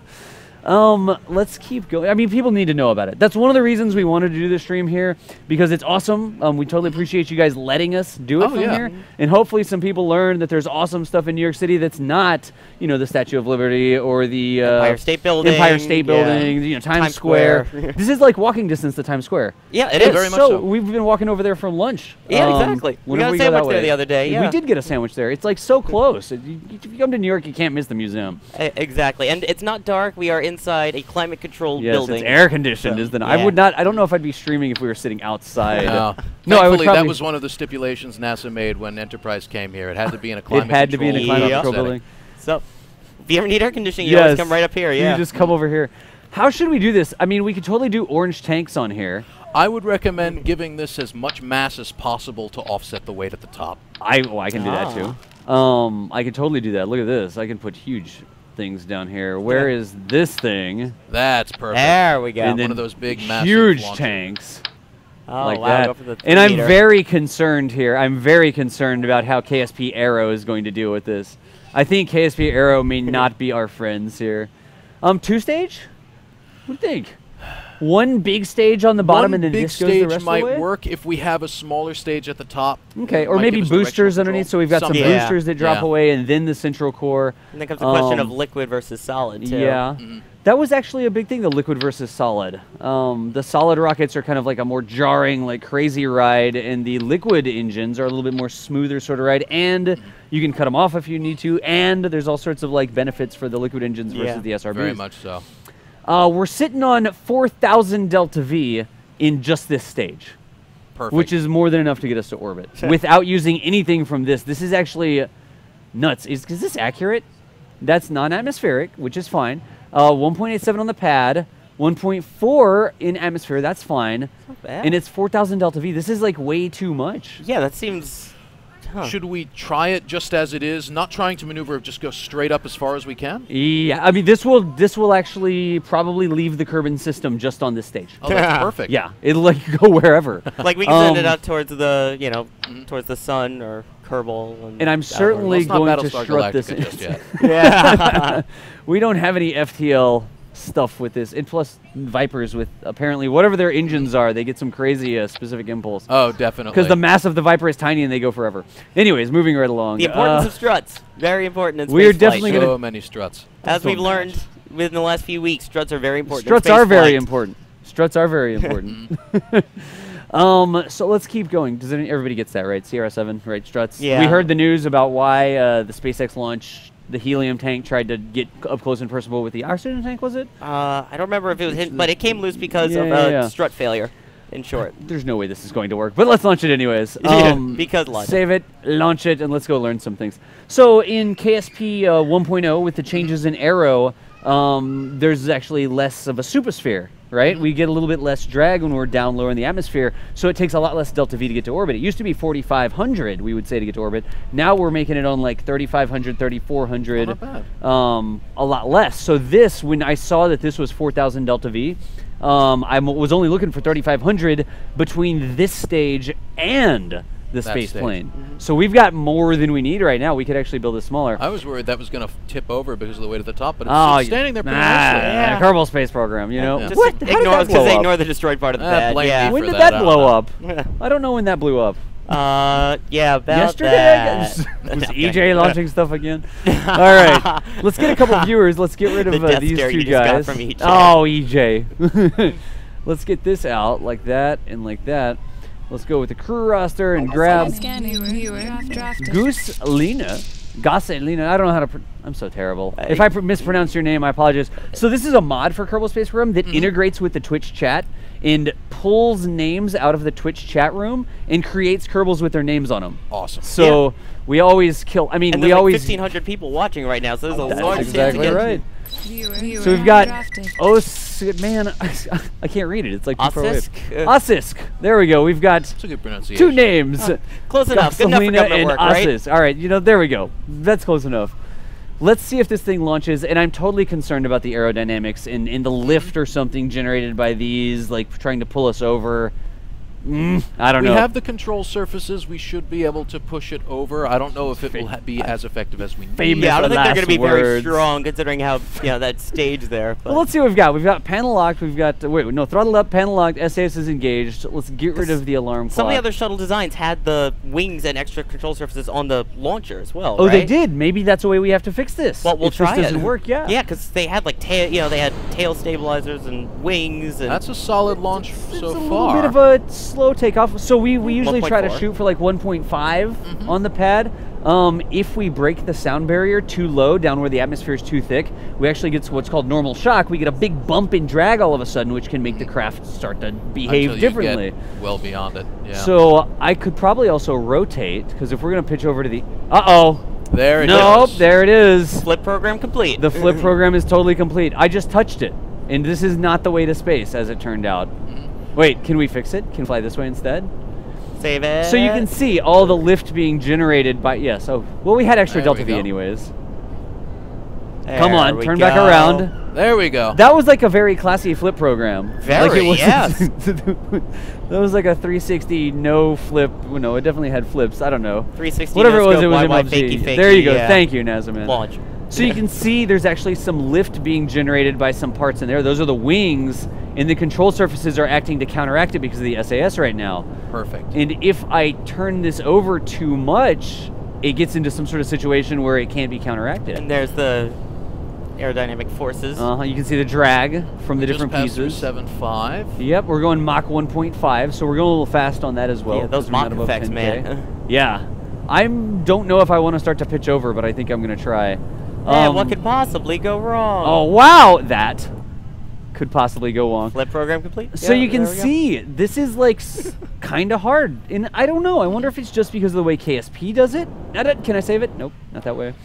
We could try adding the control surfaces kind of like the old shuttle designs. Is this a problem in real life for it to flip like this? Would the wings maybe designed in a specific way? There we go. See, I'm fine. I meant to do that. Get a little bit more vibration. We definitely have a little bit of wobble there. Would we design different wings on this so that it didn't get lift, or like maybe like a very low camber sort of wing? The wings on our shuttle here, they're massive airfoils. Right. They're comparable in some cases to something you might see on a plane in the 30s. A little bit Okay. more advanced, I guess we could say, but still, they're pretty big. I don't know if there is something you can do to the airfoil itself to minimize that sort of reaction. Right. You may have to counteract it with control surfaces. There we go, 40,000. Look at that heating. It's actually looking really well. Like we're gonna still get into a nice, even equatorial orbit. Yeah, there's 73. There's an app of 75 74, already. 75. See, we're fine. Wow. We're Yeah. fine. That was a completely nominal launch. It was meant to happen that way. So we still have 783 delta V left in here. It's going to take us slightly less than that to circularize the orbit. Maybe it was a bit of a wild ride for the brave Kerbonauts on board here, but let's put a maneuver node there, add the maneuver, go ahead and put some more kinetic energy to miss the planet. Wait for the flip. That's probably fine. Can I see it? There it is. The APO is 84. It's not high, but we There, don't close need to- high. We just Yeah, need just orbit. out of the atmosphere. There we go. Test sort of thing. And we're flying along. It's going to be a 14-second burn, costing us 435 delta V. We've got 783 in the tank. Great success. Like on the first launch. Not bad. That's not bad at all. Just like STS-1, though. yes. Same thing. The first shuttle mission, it was a test launch It with is people on board, with 2 people Good actually. to go. So there you Two go. people on board? Yeah. I didn't know that. John Young and Bob Crippen. Did it go like orbital? Yes. They stayed there for 2 days and then came back down in I did California. not know that. It's a nice Yeah. picture of them actually sleeping, one right side up, the other upside down. Nice. Yeah. And fun fact, John Young, who was the commander of that, was recovered back on one of his Gemini missions by the Intrepid. 1965, yeah. There you go. So, I mean, our plane has worked. And I guess the challenge was the aerodynamic and all the drag that we have at the top of the rocket versus not having a lot of drag at the bottom of the rocket. There's probably some things we could do to fix that. There, I overcooked it a little bit, but look, we still have 329, basically orbital maneuvering delta V left. We're good to go with this design. I wonder, should we spend some more time or should we go over the spatial? What time do we have you till? I'm here for just a couple more minutes before I have to get Before ready you have do to a get tour. back. So maybe we should try to get this going and then we'll start on the space shuttle, but you're going to have to take off, I guess. I will. I might be able Okay. to check back in a little later in the day Good for deal. a few Great, minutes we'll here be- or there, but All right, Yeah, good we'll deal, be man. here. Excellent. We'll be here till 12:30, and then we take an Yep. hour break, and we'll be back at 1:30. At all 1:30. right, I'm here till 6 today, so. Good deal, All man. right, All right, awesome. good deal. So I guess the problem that we may have to solve here is reverting the flight and putting something to create the drag to move the center of pressure back, right, on the rocket. As opposed to that, we could put, I don't know, shuttle fins. This would probably work, right? Is that a horn? That could be the cruise ship next door. The There cruise is ship a cruise leaving. ship. It might be Circle Oh. Line out that way. Okay. It They sounds a always little- beep when they're about to pull out. Yeah, that sounded more like it was coming from that side, which there's, I think, 2 cruise ships right now, because keep in mind, we're on a pier on the Hudson River, so there's 2 more piers next door, all with, Yep. like, giant Big Norwegian cruise ship cruise terminal, liners. 88A. Interesting thing, Pier 86 here used to be a cruise ship terminal as well. Okay. In World War II, a cruise ship accidentally rolled over in here. They didn't have the manpower to fix it, to pull it out for a couple of years. Really? Yeah. And it just sat there? Just sat there for a while. Really? That makes me feel comfortable. On the pier of a crashed a previous World War II ship here. Great. That was an ocean liner. Of course, there are all sorts of piers up and down the coast here. Right, and right. in New Jersey, you can still see the rotting wooden pilings from old piers back there. Yeah, There's and a lot along of the West history Side in the Highway, region. too, you can see them, yeah. It's So amazing. I'm just playing around with this. I know that you're. Yes. I mean, I'm just like, I don't know. Let's Yes. do this sort of deal. I know that you're limited for time. I know that you've got to take off. Is there anything else we want to talk about before we have to go? We talked about some of the awesome exhibits that there at the museum. Are there any special programs? We talked about the tours you can take. We did talk about tours. We talked a little bit about programs. I know going all throughout today, we're going to have some more presentations. They're Right, going to be right. up there on the Education Zone Okay, stage. excellent. One about the Hubble Space Telescope. I believe those are Cool. happening at 12 and 3 today. I think that's why we're going on live. Because they've got a stage behind us. We're going to be doing some stuff with the Hubble and the Hubble 25 exhibit, which we didn't Yes. even say is right behind us over here. So there's a bunch of artifacts from the Hubble. We've got tools Mike Massimino used himself to Yep, repair yep. the Hubble Space Telescope right in there. We've got a whole bunch of other programs our education department runs as well. Not everybody learns the same way. And Yeah. I think Yeah. Kerbal demonstrates that very well. It really does. So we've people got- never learn at Yeah. all, and they just keep crashing. So we have programs for people with disabilities. We have programs Excellent. for young kids. There's like a summer camp adults sort of thing even that we goes have on, Camp right? Intrepid as well. Yeah. Yep. I'd like to go to summer camp on an air. It's- Where was this when I was a kid? Like, It's fun, I'll tell you that. excellent. I think we're good to go. Okay. Do you want to anything else? Any parting words? At the moment, I don't have anything on me, but I wish you best of luck. I may Thank check you. in with Thank you a little you. later in the day. Excellent. It looks Thank- like you've built something solid here. And who knows, maybe by the end of the day tomorrow, it'll be scaled up and a little bit better. Maybe. Well, we're going to go for the actual shuttle. I think we're going to try and get the real shuttle in there. So with Mass tomorrow, we can get some Hubble missions going and talk about that. That'll be our focus tomorrow. Awesome. Yeah. But thank you for the Thank time. you guys so much. Totally. Thank you. Mike, appreciate you stopping by. Thank you for letting us do this. You're welcome. This is a lot of fun for me, too. Good deal. Yes. Don't forget to unplug before you stand up. You we got did that it. yesterday. Outstanding. Thank you again, Thank man. you. Thank you, guys. So guys, let me go over here right quick. And I need to be a better producer. I should have went full screen when we were doing that, and this is why we need somebody else running the production computer, which is over this way and doesn't Who is now, exist. selling Kerbal Space Where's Program the to people. slacker? but Where's EJ? Oh no, EJ's back here. selling Kerbal to the He's selling viewers behind Kerbal us. Space Academy to random people passing by in the museum. I don't know. I really want to get into the shuttle, and I wanted to get EJ over here because EJ's the shuttle expert. So that's kind of what we were doing, right? We were talking Yep. about the lifting bodies and some of the other things on the museum. And Oh, I don't yeah. know, chat. Let's do this. Let's take some time and read some chat. Yes, any questions you have about the Intrepid, about the space shuttle? Ask. We Yep. probably don't know, but I can make some stuff up. If not, I do. He may know. 'Cause I work here He's in actually got an addition to- Intrepid lanyard on. Like, they didn't I've give got- me one of those. Well, I have an employee badge, that's why. But You're actually a consultant Yes. for the Intrepid, right? Yes, I am. And you help them on the education department? What do you do Yes, for I Intrepid? helped with some of the summer camp on occasion, but I also helped with the shuttle to New York City campaign to get this. Excellent. I was a guest speaker when the space shuttle landed at JFK Airport with Leonard Nimoy and a bunch of other distinguished guests. Go ahead and crack it. There you we go. Sorry, I was trying not to interrupt, but Dr. Pepper. And I designed parts of the original exhibit before it was destroyed by Hurricane Sandy. So I worked on this The actual inflatable exhibit. one, right? Yeah, so I actually worked on this exhibit. Yeah, when they first put the shuttle in, they didn't have a permanent building. They used a big crane to like move it over onto the deck of the aircraft carrier. Yeah, I was and there they when put a they- bubble around it, basically, Yeah, right? an inflatable bubble, which turned out to be a problem during Sandy. That it was inflatable. As it turns but- out, hurricanes and inflatable bubbles don't really work very well. Yep. But that's all fixed now. Yeah. There's no tail sticking through the roof of a bubble. No, thankfully. But yeah, that was a terrible time. We got it reopened within about a year or so, and Excellent. the exhibit is even better now than. That's probably because I didn't work on it. Oh man. I'm kidding. Give no, yourself it's credit. fun. No, one of the awesome things is just all the different things that are around us here. Yeah. I mean, there's this look, guys. Do you see this thing over here? This little like spacecraft, this little pod. That's a Soyuz that actually went to space. We had Greg Olson, one of the people who rode in that Soyuz on the way back down from the ISS, on with us yesterday. Mm-hmm. So that's a spacecraft, a flown spacecraft over there. That's a Soyuz TMA-6 is what he rode down in, Yes. I believe. We've got a space shuttle behind us.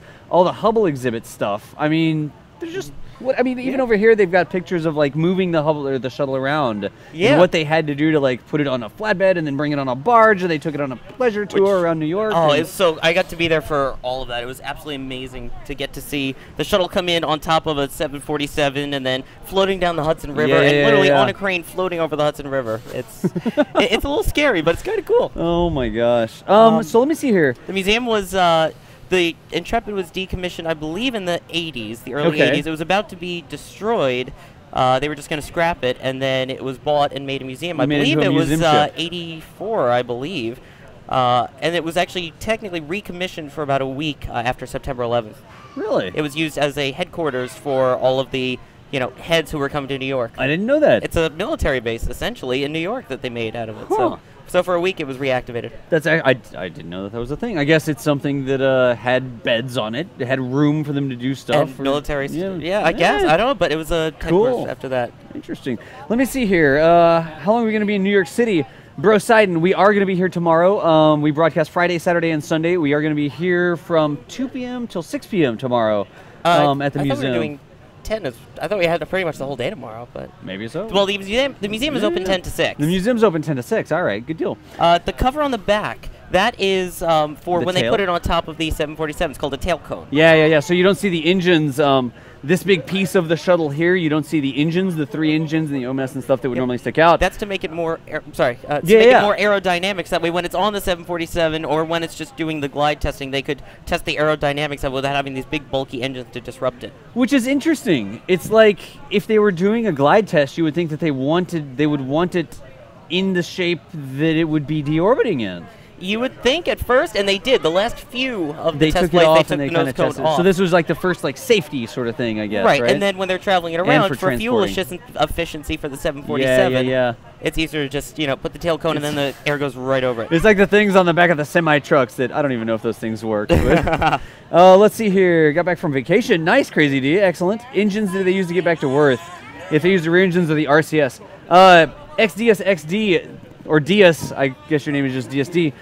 They had what was called the OMS, the Orbital Maneuvering System, right? Which are not the big main engines on the shuttle. They're smaller engines that it uses to kind of like change its orbit around a little bit. The shuttle has the 3 main engines, which were fueled by 1 orange tank, right, which had 500,000 gallons of liquid fuel. It burned through 3 Olympic-sized swimming pools of fuel per second. 3 Olympic-sized pools per second. Of liquid hydrogen and liquid oxygen, all going through those 3 main engines. Then they were shut off and not used in orbit. That's ridiculous. They dropped all the tanks. They also had 2 solid rocket boosters that lasted for 2 minutes. Then in orbit, their main maneuvers were done with the 2 OMS pods, the orbiting maneuver. And that's kind of, I'm looking at OBS. That's this part right here. The kind of bump up there. That's the OMS pod. Right? Yep. That had 2 small engines off the back, and then there was also about more than 20 different little RCS, reaction control systems, kind of like the ones you have in Kerbal. Yeah. To do the pitch and yaw and like kind of translation. Yeah, and for dockings and that kind of stuff. Yeah, excellent. Exactly. Let's see here. That's good. How did we get to where we are now? I flew. I got on a plane in Charlotte and I flew to New York. And I drove because I live in the area and work here. So I assume you're asking how we got to stream from here. Right here, NASA man, consultant for the museum, set this up for us. Absolutely amazing. And by the way, thank you again. I can't say thank you enough for setting this up. This is absolutely amazing. Yeah, there's a space shuttle behind us, by the way. Did you notice? I don't know.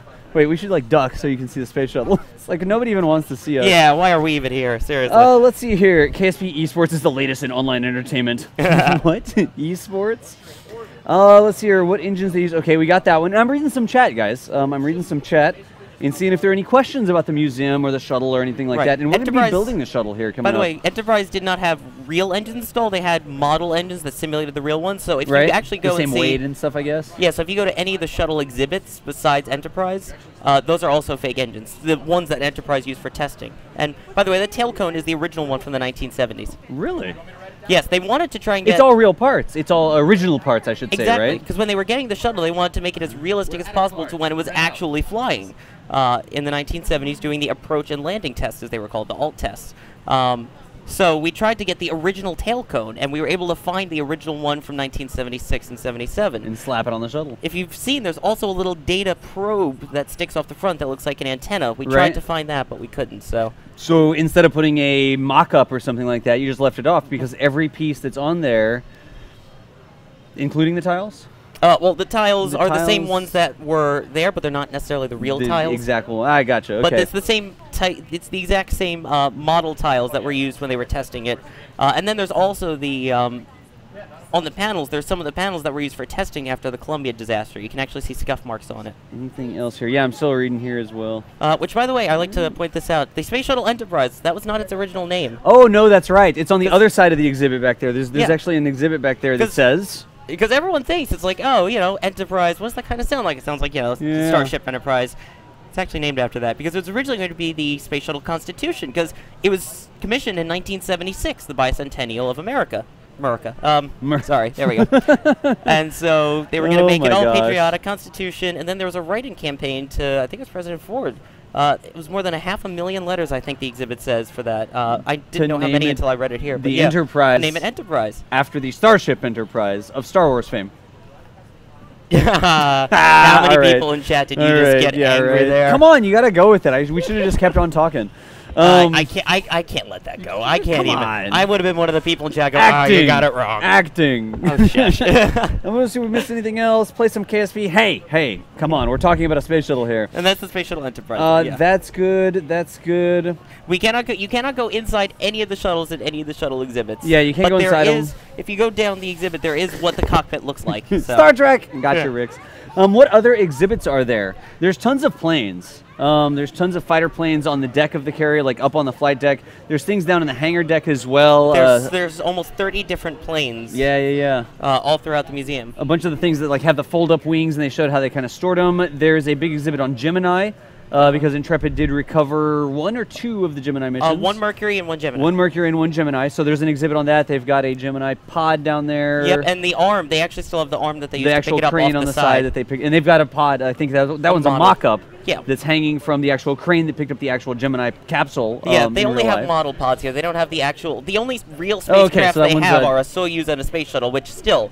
Not gotcha. bad. All right, that was my bad. So 2 models of the thing. They've got a Gemini that you can like get in. There's an interactive area. Yeah, the Explorium, where you can see, learn about flight. You can go inside some aircraft, learn about submarines, learn what it's like to work in space. Oh yeah, the helm. They do. They've got a submarine here as well. They've got the USS Growler. Yep. I guess.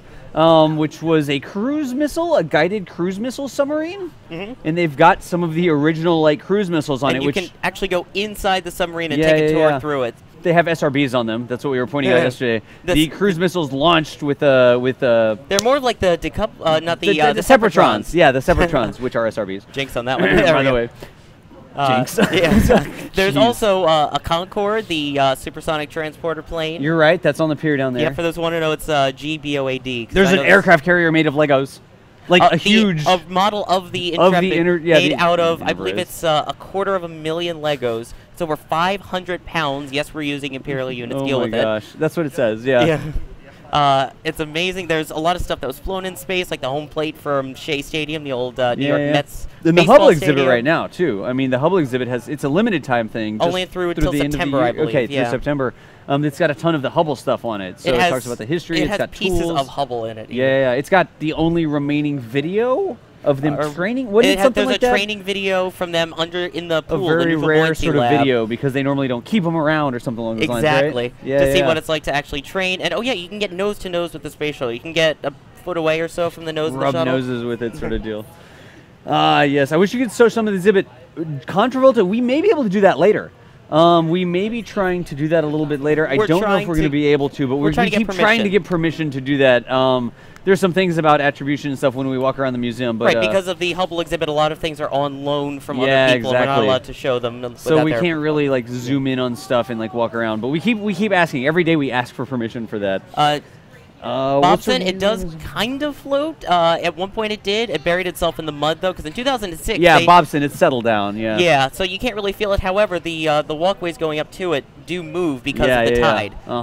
So it's kind of like the regular planks that you see on ships. But they tried to actually move this ship in 2006 because they wanted to repair it. Yeah. And they go to tug it out, and it got stuck in the mud. Yeah. And... they had to dig it out and pull it out of the mud, and they got it and repaired it. And you can see those propellers now, too. They have those, one of them on board and another one in the parking lot, actually. I think maybe. Where are we at with the time? 11:30. Should we just start building a shuttle? Because we have an hour left here, right? We need to get some stuff. I'm going to pull EJ over here. EJ, you need to come sit down with us because we need to build a space shuttle. You want to help with that? I don't know. While he's doing, I don't know. Do you need help? Yeah, we do need help. Ow. While he's coming over, yes, we have met. Well, astronauts, not Kerbal nauts. But yesterday we had Greg Olson on the show, and tomorrow we will have Mike Massimino on the show. Yes, special guests. Sorry, I was caught up in some cabling or something over there. And there we go. EJ's gone forever now. Thank you, EJSA, for stopping by. So let's do this. Let's go back into the game here. Oh, wait, there's a Fallout shirt? There's an awesome Fallout shirt somewhere back there? Nice, you're right. Look at that. Nice shirt. Excellent. I was just reading chat and was like, wait, what? So here's the deal. Let's get back into this. We'll just save this. We're not going to spend a lot more time on this. Let's go over to the... I'm surprised that went first time, by the way. And we're going to try to actually start building Enterprise in KSP here. And I think what we may do, I may work a little bit on it here, then I may have EJ clean it up for me. I don't know. We'll see. We'll see how it works. Whatever you want to do, man. Because y'all know me, I don't normally build shuttles in KSP. I do like the orbital maneuvers and that sort of stuff, but I don't build shuttles every day, even though it's a very, very popular topic. So this is going to be one of the rare occasions where I actually work on a shuttle. So I know we've got the Mark III cockpit, right? And I know we can put the big kind of 4-unit Mark III cargo bay on it. And then I know that we're going to need some engine sort of stuff at the back.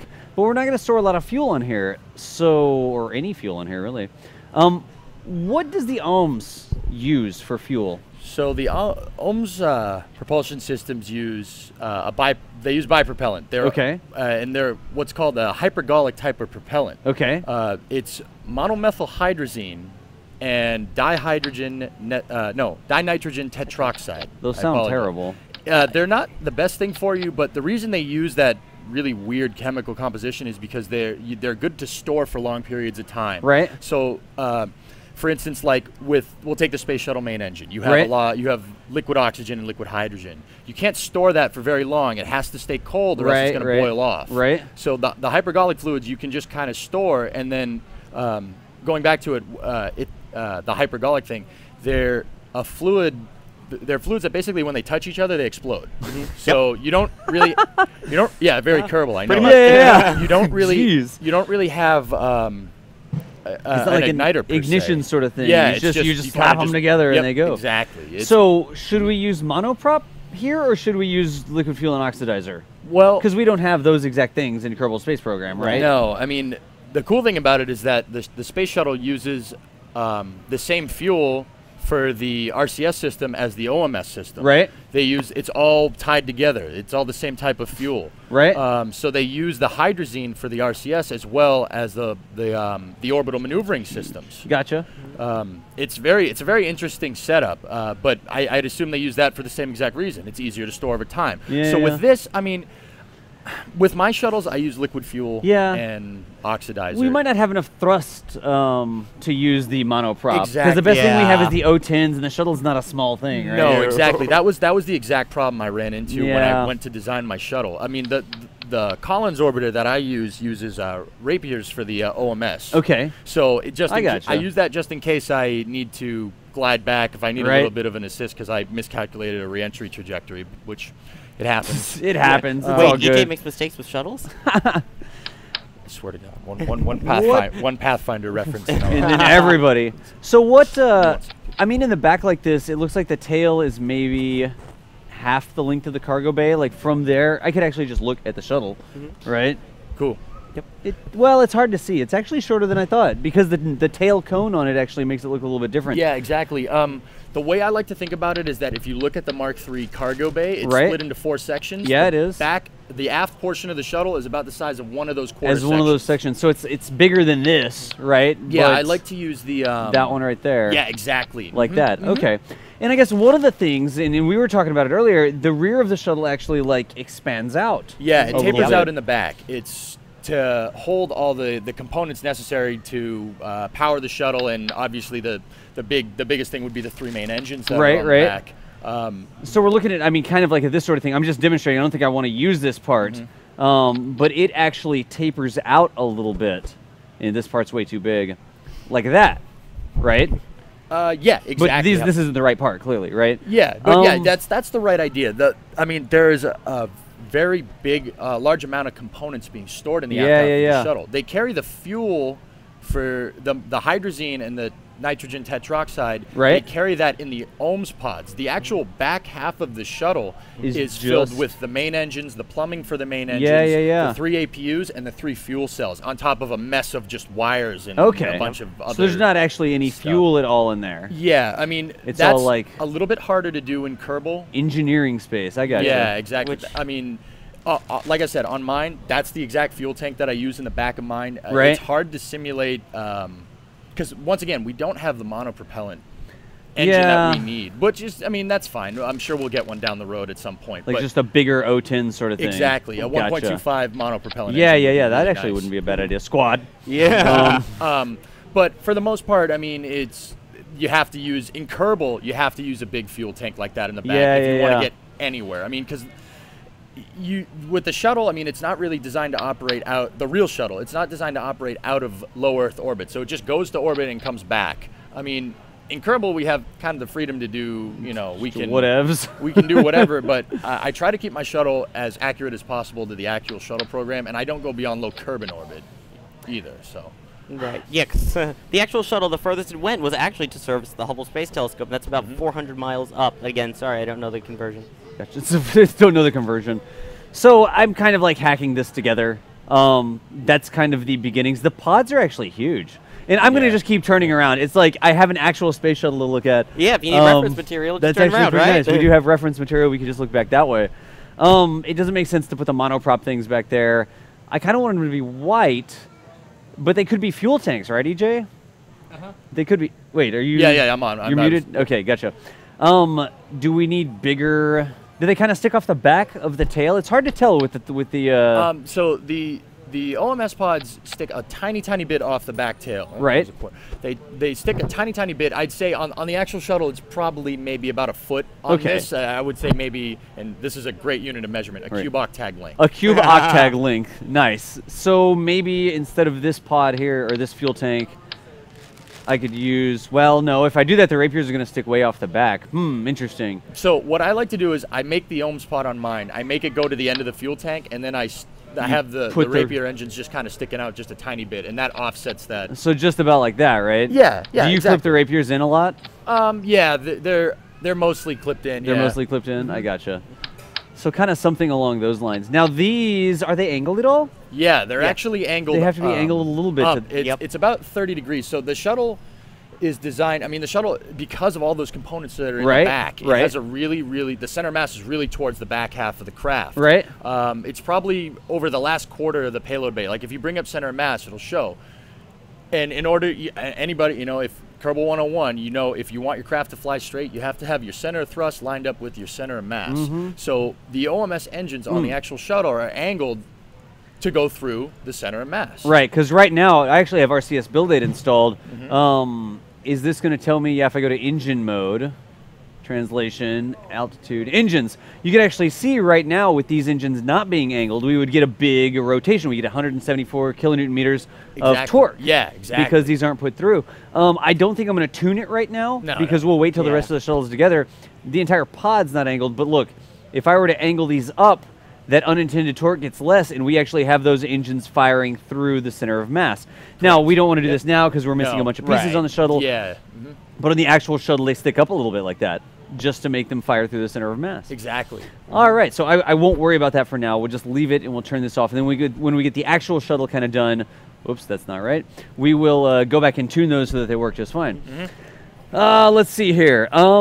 So we need, should we work on the engines next? Yeah, sure. And I've kind of faked this around. I think it's close enough. I'm gonna make like a it'll be fine.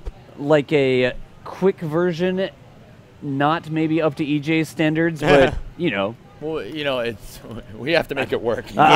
We need to make it work today. I mean, in the next week. We don't have like 18 hours. Yeah, to design exactly. Our own pod like what I do. Yeah, Exactly. we've got 1 hour before we have a break. There you go.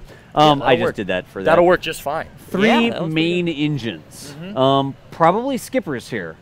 Or mainsails, skippers. The mainsails weigh twice as much. I've seen people use 2 mainsails in Kerbal a lot, or what I do is 3. I use 3 skippers. Three skippers instead of 2 mainsails. We want to make it as realistic as possible, yeah. And I wanted to try something.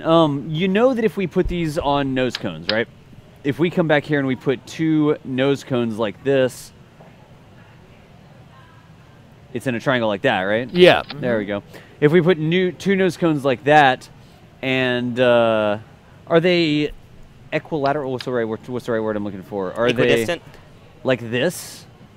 Yeah, you can very much They're like do in that. a symmetry sort of thing? Yeah. They are in a 3x symmetry, very similar to that. It would be better if you placed the top one, because then the like that. Exactly. Like that right there. Yeah. All right. So I'm wondering if this is going to get us more drag than we need or something like that because of the aero model in KSP. The aero model in KSP doesn't actually think that these are occluded. Yeah, unfortunately. exactly. The aero model will give drag to these 3 nose cones, even though in real life the engines would be blocked by the rest of the fuselage, right? Yeah, correct. I mean, we have to, when you're playing KSP, you have to kind of fool some things to get it to work correctly. Look, that's honestly pretty dang close. Yeah, it's not bad. It's not it bad. really isn't. You got to take into account that the space shuttle main engines are actually tilted up. They're tilted up as well. And when I put these on in symmetry, that's going to be a problem for me because it's going to tilt them in all different directions. Exactly. The engine, that's not what we want. Yeah, the engines. I have them individually. They have to be individually placed. That makes sense. And I'm almost wondering there. It's a super shuttle. Perfect. That, yes, it goes there. I'm trying to come up with a way to minimize the drag. I'm going to use that that node. For one of the engines, because then that will be occluded by the main body, given KSP's aero model. And then I'll put 2 nose cones on. The nose cones will actually give me less drag than, say, even an octag. Because if I put an octag here, it'll get drag from the octag and the entire front of the engine because the sizes don't match. If you put a nose cone, you'll get drag as well, but it shouldn't be as bad. I wonder if I shouldn't put an adapter or something in there as well. This thing doesn't surface mount, does it? The which one? Mark, the 1.5 to 2 point whatever. Where is it at? I can't find it. The screen is so huge. It's under structural. Yeah. Maybe if I look on the right tab, I could actually find it. This one. Yeah, we're on a 55-inch monitor, by the way. Yeah, it is. There we go. That one. That doesn't surface attach. No. Well. So for like maximum KSP aero, I think we would want these, and we'll see how this works in mirror symmetry. I wonder if this makes a difference. I mean, I don't know if we want to do a bunch of testing. That may make it stick too far into the cargo bay. I don't know. What do you think? Because then with KSP's super realistic aero model, you could do that, but it still thinks they're occluded. And then we could move the entire shenaniganry in. Let's see. EJ's looking at this like, dude, what is he doing? This guy has no clue what he's doing. I mean, I'm worried about the aero. Yeah, that's definitely going to be the thing. I mean, on mine, I just kind of throw it to the wind and my engines generate drag. They're not. It's not that much though. I mean, it's enough to be negligible in the shuttle's design. I mean, if you include enough of the components like that, I mean, I'm not moving the actual nose cones. Now you can see the nose cones. All right, good deal. So maybe we could just put them straight there on the nose cones and not worry about it, because this is definitely making it more complex than it needs to be. Because I can't even find the nose cones. There it is. There it was. Advanced nose cone. Sweet. Like that. And then we can move this back. And we don't want that to stick down off the bottom, right? Preferably not for re-entry. And we want it to, nice. And we want it to kind of be inside the housing that I've made there. And we'll worry about dressing that out later. And that shows exactly why the back part of the shuttle engine is, I mean, the aft half of the orbiter is tapered out because you have to stick these 3 big rocket engines into the back of it. That actually makes a lot of sense. And we're even clipping the middles of the engines together. All right. Sweet. I don't know if there's a fashionable way to rotate those maybe. But I'll do that, and then I'll press 2, and I'll move this up. And we don't want it to stick above the top. Does the top bump up any? Like, does it have a bump up here? No, it doesn't. It uses well, we can't really see it. We just turn around to look at the shuttle. The top of the tank right there more or less mimics exactly how the top of the shuttle is, with the exception of the orbital maneuvering system pods. Okay. So the last thing that I need to do here is just tilt these engines, right? And again, we're going to have to go with the exact tilt, but we'll just tilt them. Mine are tilted at 10, I believe. They're 2 clicks up. Okay. So let's see here. I'm going to do 15 what the real one is. Just because, wait, that's one big click. They're tilted like that? Are you talking about 15 degrees if you hold fine control. Oh, so two tabs up with the with the button, not this. I think I'm just gonna slap that like that for now. Yeah, that's fine. Yeah, that looks pretty we'll have to tune it, right? Exactly. The best way to do it to figure out your final engine placement for your shuttle engines is have the external tank on. Yeah, exactly. So we won't worry about it for now. Those engines are angled for the reason to be able to thrust through the space shuttle center mass thing with the external tank on it. Exactly. Yeah. Exactly. Are the bells all flat with each other? Yes. They don't stick off like that? Okay, so this engine here is going to be like tucked in a little bit. Because actually when the shuttle launches, by the way, they gimbal the engines apart from each other as far away as possible so they don't smash into each other on launch. So the vibrations are so much that they would shake and smash into each other if they were close. So at launch, they're as far away from each other as possible, and then they can actually get them and gimbal them to where they need to for That's pretty close right there, y'all think? Yeah, that looks fine. Am I doing okay? Yeah, that'll be great. You're not hating me, EJ? Okay, no, good. No, not at all. So what else do we need to do? We need to work on the wings and stuff, I guess, huh? The wings and the fuselage, yeah, absolutely. So let's go ahead and close this down. And I think one of the big things, and let's read. What are we on time? So we still have a little bit of time. All right. Let me see if there's anything in chat. There's a live event at the Intrepid Air and Space Museum. That's right, Eon Raptor. We are live on an aircraft carrier that's also a museum that's in New York City that's having a Space and Science Festival. Yep. Intrepid Sierra and Space Museum. That's a space shuttle. Space shuttle Soyuz over there behind us. I can confirm. It is, in fact, a space shuttle. We've got the expert on whether or not that is or is not a space shuttle. Now, the question is it a space plane? Let's not go there. Moving right along. Let's see here. Clip and mount all the 3 mains. If you set the thrust on the main engine as you can adjust your OCS pods. Yes, Rickshaw will do that. What does EJ think of? I don't understand that question. I'm not sure. Yes, it's me. I'm Das Valdez. We've got the NASA man. We've got EJSA. We're all Twitch streamers. Yep. Let's see here. Professor M. It's Skipper Away. It's a quick kind of Collins. This is going to be a kind of Collins. It's Collins Light. It's Collins Light. There you not go. quite Collins. Even Kerr tells that. I don't know what we were talking about there. The Intrepid transportation system. The Intrepid transportation system. IQ, we are a little bit, but we're taking like specific times where we interact with chat. The chat is flying really fast, guys. It's yeah, really, it really is all yeah, over we're the doing map. the best we can. You know. All right, good deal. So let's keep on going with this. We are, EJ and DOS and NASA Man in the same stream. On an aircraft carrier. Yeah. We need another screenshot like from yesterday. Where We do. With a space shuttle. And the behind same sort of us. thing, guys. If you guys take screenshots of us hanging out or building stuff or whatever, tweet them out at the end of the day, or actually when I get a break, it's coming up in 45 minutes or something like that. We will check Twitter and like give some love for people that were taking care of us on Twitter and stuff. So, I have no clue what I was doing. You we actually were starting the wings. The wings, Yeah. thank you.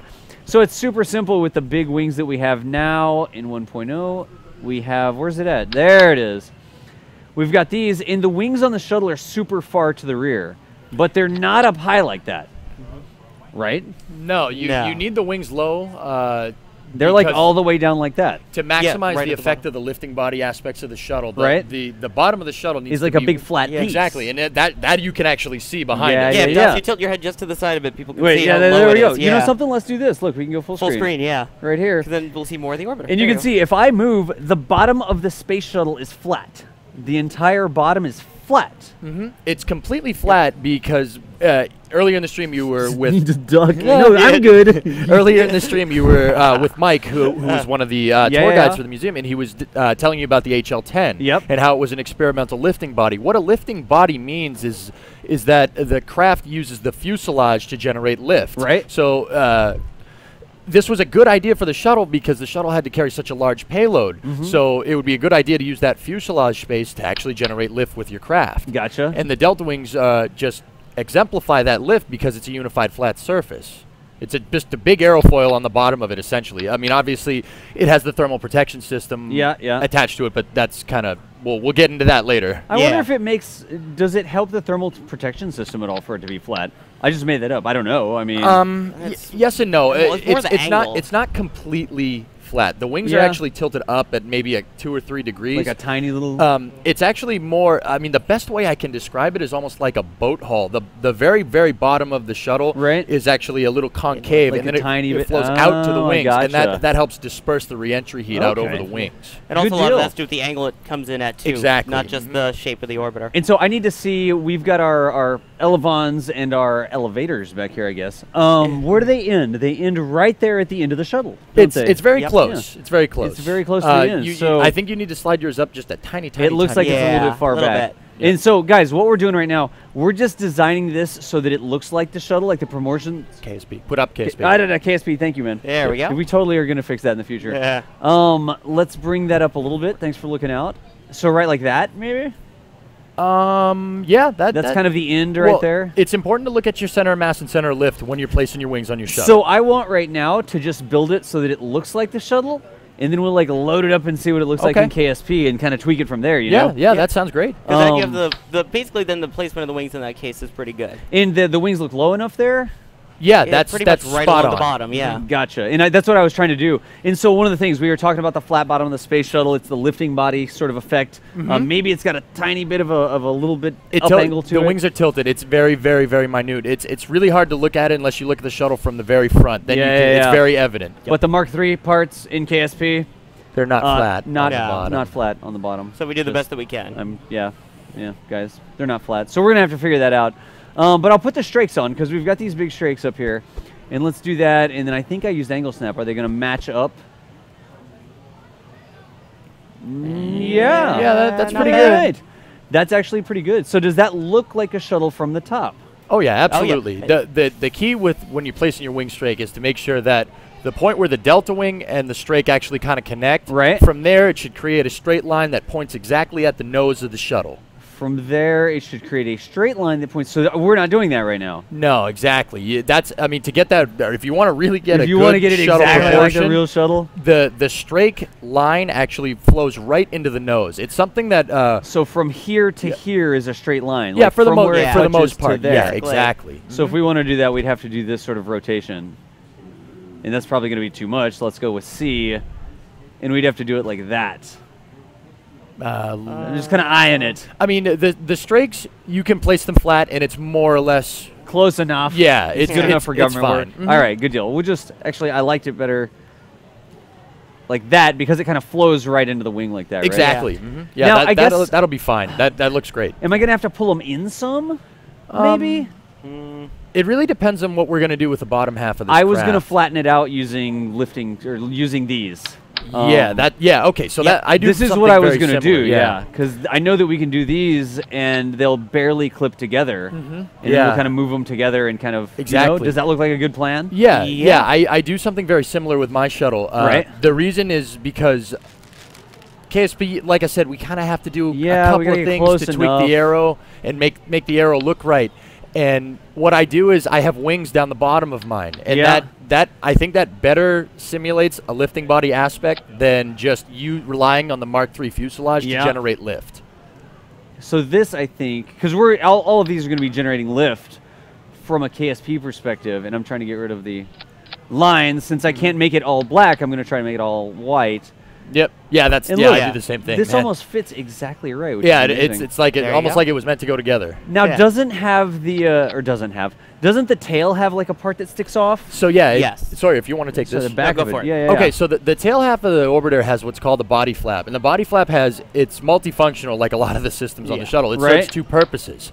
So the first purpose is that it helps with pitch control on the aircraft, but it works more like a speed brake than an active control surface. Okay. So you can actually, on the back half of the ship, you can actually rotate the speed brake up and down a number of degrees. Okay. But for the most part, it's it's used mostly during reentry to stabilize it. Right. The other function that it's used There for we is to protect the bells of the main engines when the shuttle is going through reentry. Uh-huh. If you look at the shuttle behind us, there. You can see could- it under the black part. I'm sorry, it's the black No, part no. underneath the tail cone, just so people Yeah, can see exactly. If you look right behind us, the Enterprise behind us has the shuttle's reverse fairing tail cone on it.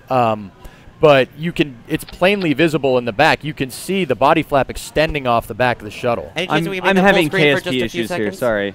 Yeah, sure. Just so we can show that. Yeah, absolutely. There it is. So we're talking about the black piece there. Yeah, you can kind of Yeah, see the shape of exactly. it even Yeah. there. If- And it's got a technical name. What is just called the body flap? It's called the body Body flap. flap, Yep. It's called the body flap. And it tilts up a little bit, maybe? Yeah, it Yes. does. Just It's a small amount? All right. I mean, once again, we can't mimic We the got to get it exact close enough. shape. Yeah. Yeah. So the back half of the orbiter actually kind of slopes upward a little bit. And you Gotcha. can mimic that with a body flap by just if you give it like maybe a 10 or 5 degree offset, something like Okay. that. And the easiest way to see the curve is that the tail cone is a continuation of the orbiter, so you can see how the tail cone then continues to curve up. So Exactly. you can see the angle of it. Yep. So kind of like that? Yeah, that'll then the do Yep, engine- and just then we'll fine. switch back to the game and we'll see how that looks. Yeah. in-game. Thank you. No Grace. problem. You got to remember that There the we body go. flap is also there to protect the bells, so you have to go a little bit further down. Okay, so I can move it down some as well. Excellent. I'm actually learning a lot from this. I think this is the best way to do this. Are you moving correctly? There we go. So I may have to move the other ones. How far back? It's just enough to protect the bells from a 40-degree pitch-up angle of attack. Now, what that means is that the shuttle, when it goes through reentry, it's at a really high angle attack. It's almost nose straight up, almost. It's very close. So how far back? So you want it. That is actually about right. That's about right. It's like close enough, and I don't know if I'm going to worry about Oh, making by it the way, it exactly did not even. go back to game, apparently. Full Oh, it screen, didn't? buddy. No. That's weird. There There we we go. go. Sorry, Yeah. guys. Sorry. The way we were setting this up, we've only got the one computer. We don't have like a separate production 2 streaming PC sort of setup.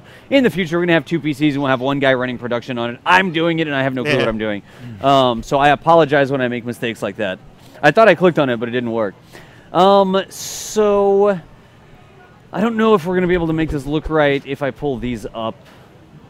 I mean, maybe See, that and doesn't look too bad. This is why when I go to engineer a shuttle, it takes a really long amount of time. This is There's like a the lot devil of in the things detail you sort of deal. yeah, exactly. There's a lot of details to consider when you're designing this vehicle. Because we can move this down, and I just want to get it close enough. Yeah, And absolutely. you know something? That's probably close enough. Yeah, that's fine. I mean, you could even get with moving it a little forward, man. We don't really necessarily need to worry about shielding the bells on the engines because of the way reentry heat is right now. But I just kind of don't want it to clip through. You know what I mean? oh yeah, absolutely, absolutely. Yes, the saying goes, good enough for government work. Good enough for government work, exactly.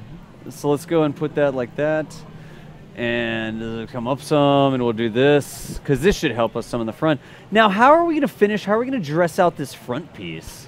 Because, see, that already doesn't look great. Yeah, okay. So with the front of the shuttle, what I do with mine is, well, it's really more about the shape. So, like I said, the strake shape goes almost all the way flowing into the nose of the shuttle. Right. And the bottom of the shuttle is actually concave, just like that. That's what I'm that's doing. perfect. Yeah, that's exactly what I'm doing right now. And so you can't necessarily use a wing. So, I mean, because the wings will cause angled wings like that in KSP Aero cause all sorts of wonkiness. Yeah. So what I ended up using was the structural panels. And the way I ended up doing it actually turned out for the better. Because so you use these structural panels up in the front? Yeah, exactly. I use 1x1 structural panels to continue the shape of the strake all the way to the nose. Gotcha. How do I dress this out? Is this going to be okay? I basically, I don't do something necessarily like that. I mean, the wings like that should be okay, but I would definitely check your COM, COL. It doesn't really look right. You might be shifting it a little bit too far forward. Yeah. And then I think that kind of, but see, now those are coming outside the strake a little bit, and we're going to have to clean this up. We'll have to dress that out somehow, because that looks terrible right now with that big kind of like gap in there. I'm not sure what we'll put there. SRBs maybe. EJ's like... I can see you dying inside a little bit. So you were using these things, the structural panels. Do they have more or less? Well, they won't have lift. No. They may get body lift, but they're not going to have actual lift. It's a way that you can really kind of get the shape without really have to worrying about your center of lift getting really messed up. Yeah. I wonder, you know what I think I might want to do? I might want to try to do it with wings. Okay, and yeah, then we'll give it a see shot. how terrible that works. Maybe that's like an awful idea. What are we going to do with the nose cone, man? We've got to come up with something to do with the nose. Okay, well, the shuttle's nose actually isn't it's not a cone shape like how you would think the front of it is. It's actually more oblong. It's like if you took the 1.25. Yeah, exactly. It's like if you took that and kind of stretched it to flow down under the orbiter. Yeah. So let's see here. On mine, I use two nose cones that are kind of next to each other. Two of these nose cones? No, that doesn't look right the one at all. with the blue tip on the front? front. Yeah, the blue tip nose cone. Okay. It was back one. I'm like third row. This center TV column. is so huge. Yeah. Yeah, it's surprisingly less circular. It's very, like you're saying, it's oblong. It's kind of Interesting. It's flat almost. It's like a plate is the best kind of like way on to the describe front, it. it's a little bit flat or something? Yeah, I mean, yeah, exactly. Yeah. The front on the actual shuttle, the front is very flat. The reason is because when you're traveling at hypersonic speeds, you don't want something that's really pointy. Right. The shuttle, when it's going through re-entry, its ultimate purpose is to slow down. Right. And I mean, obviously disperse the heat, but that's kind of a byproduct not of slowing explode, down. So the nose cone on the shuttle is actually really blunt. It's like that to basically break up the air so the rest of the fuselage and the rest of the craft isn't experiencing as much aerodynamic forces. Okay. Yep. That's why the front, I mean, it looks, like I said, it looks like a boat. That's about the most blunt you can get in actually KSP. Yeah, not exactly. bad. Yeah, that looks right. Now, I mean, clearly there's not a docking port on the actual shuttle Exactly, there, right? yeah, But it's I'm not using there. the docking port. But that's kind of like maybe a good... It actually rounds in just right as well. Yeah, I don't know if you saw that. I like pulled it in a little bit to get rid of part of that. Normally this piece attaches like that. Sorry, go If I ahead. can throw in a plug, you can actually go up to the nose of the space shuttle here, which we Nice. may do after, just double check. Oh, yeah, Yeah, absolutely. Get about that far away from it or so? You can. You So, can't yeah. touch it though. No. There's plastic. So that's really close. Yep. That's really close. The wings stick down a little bit. I don't know if I'm going to worry about that or not. I don't know. What do you think? Should I worry about that? I could probably clean it. If you actually angle those wings at the 5 degree up to match the shuttle, yeah. you'll get that real flowing shape, and trust me, that's basically what I did with mine. That's why I can get mine to look like, Excellent. So let me see if I can just Just like that. That's perfect right there. Like a teeny tiny amount. It's just a little bit. And once again, it's to during reentry. You don't want the aerodynamic forces to kind of build up on the bottom of the orbiter. So it's angled like that. If you look at it from the front, it's angled to disperse the heat out and away from the shuttle. So this is the thing that's going to kill me: the fact that strake is off a little bit. Like that's not acceptable. That's completely not acceptable. What I did with mine is actually I moved the wing control surfaces inward a little bit to kind of pull it together. Yeah, just like that. That's exactly as long as it doesn't get any Z fighting. And since they're angled, you don't need to worry about the Z fighting. It creates kind of a nice clean line shape. There you go, right like that. Now I want it to line up too. Don't tell NASA we clipped those parts. Yeah, exactly. No. That kind of gives it a nice little like keel line as well. Exactly. And I wish that was a little bit further up, and I don't think I can move. You could always angle the strake a little bit down. That would also kind of. Does that mess with the arrow too much though? A tiny bit. That's part of the reason why on mine I didn't use the wing strakes. Yeah. I built my own. Yes, part count. Yeah, I know. Yeah. Well, you and part count, man. I get it. I understand. But yeah, to eliminate that problem that you're having with the wing panel, that's why I made my own strakes. I gotcha. I think I may just do this. I mean, you can get away with it. I mean, it's really not. Yeah, you can just tweak it with the gizmo right there and it'll work. But I mean, once again, the wing surface on the shuttle is a very fluid shape, and the line never really changes on the apex of the point where the wing flows into the rest of the shuttle. Gotcha. Yeah, I think like that. For my purposes, I'm just going to call that good enough for that'll be work. fine. Yeah, that's actually really that'll good. be perfect. And then we just got to finish out the front of it here with, I guess, more of these. No, we can't use those. You said you wanted to use your wings. Yeah. Try the wings? Or something. I mean, it's going to need to be a much blunter shape there, right? A much more blunt shape. Exactly. The front of the shuttle is, like I said, it keeps that flat shape all the way, like the flat kind of combines with the wing strake shape, and it flows all into the nose. So like that, but then we can pull them together. Exactly. And we do the same sort of thing. We can dress out the edges. Yep. And guys, I am not going to be able to get this perfect. It's like a balance of time versus getting it just the way we want it, right? Yep. So I don't expect to get everything exactly perfect. And move that up a little bit. That's okay. Whatever. It's like, man, that wing back there. Are those strakes already angled a little bit? We'll have to fix that. I don't know. They're actually on the real shuttle. The strake shape's actually angled kind of up. It is, because once again, it's pointed at the nose cone. Oh. Yep. These wings here are just killing me. Could I rotate these maybe like a tiny bit, or is it completely flat up to the nose, or does it ever? If the strakes are angled up, are these also kind of like angled up? So the shuttle is actually the I want to say the thickest. Around the third quarter of the payload bay. That's where the most amount of... back here? Forward a little bit. Going forward. Right, yeah, that one right there. And I'm pointing at the screen. Yeah, we're pointing at the screen over there, yeah. It's actually the thickest there, and then from there it flows up into the nose. Upwards. So yeah, you do get that shape. You can afford to do that if you and be very accurate to the actual shuttle. I mean, if you if you're at the Enterprise Museum, you could actually go and look at Enterprise and see the shape. Yeah, it's which I think we're gonna have to do during the break. We're gonna have to just walk around and look. Yeah, we're just gonna walk around. This is what we should do. We should go and walk around. Maybe we can periscope it while we're looking see around how close or something. That may be a thing. That's not a bad idea. Yeah, while we're on break for that little bit, because there's another presentation that's gonna be happening within about 30 minutes that we're gonna have to give way to. But and I don't see. I mean, I'm not seeing what I can do to make this happy. Yeah, it's really not a lot you can do without really.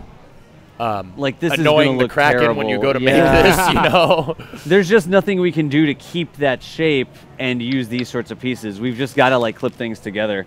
Front shaped like a boat for emergency ocean landing. No, I don't believe the front is shaped like a boat for the emergency landing. No, it's a re-entry sort of thing. It's not that sort of thing. They didn't design the shuttle pathfindering. That's not how it was designed. It's designed to sail the seas that is going through plasma in the atmosphere. Exactly.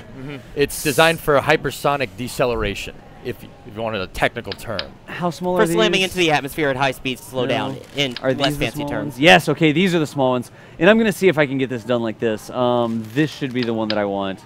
This is the hardest part of the thing to make. Yeah, this is, we just don't have the pieces in KSP. If you want to do the flat bottom and... Oh, man, this is going to be terrible. I'll use the tools for it. Yeah. Is it flat up there? I mean, it needs to come together faster or something, doesn't it? It doesn't look like it should be that far up. Because the strake is supposed to keep going. That's not anywhere near close. Like I said, the strake the straight lines point exactly at the center of the nose cone on Yeah. both axes.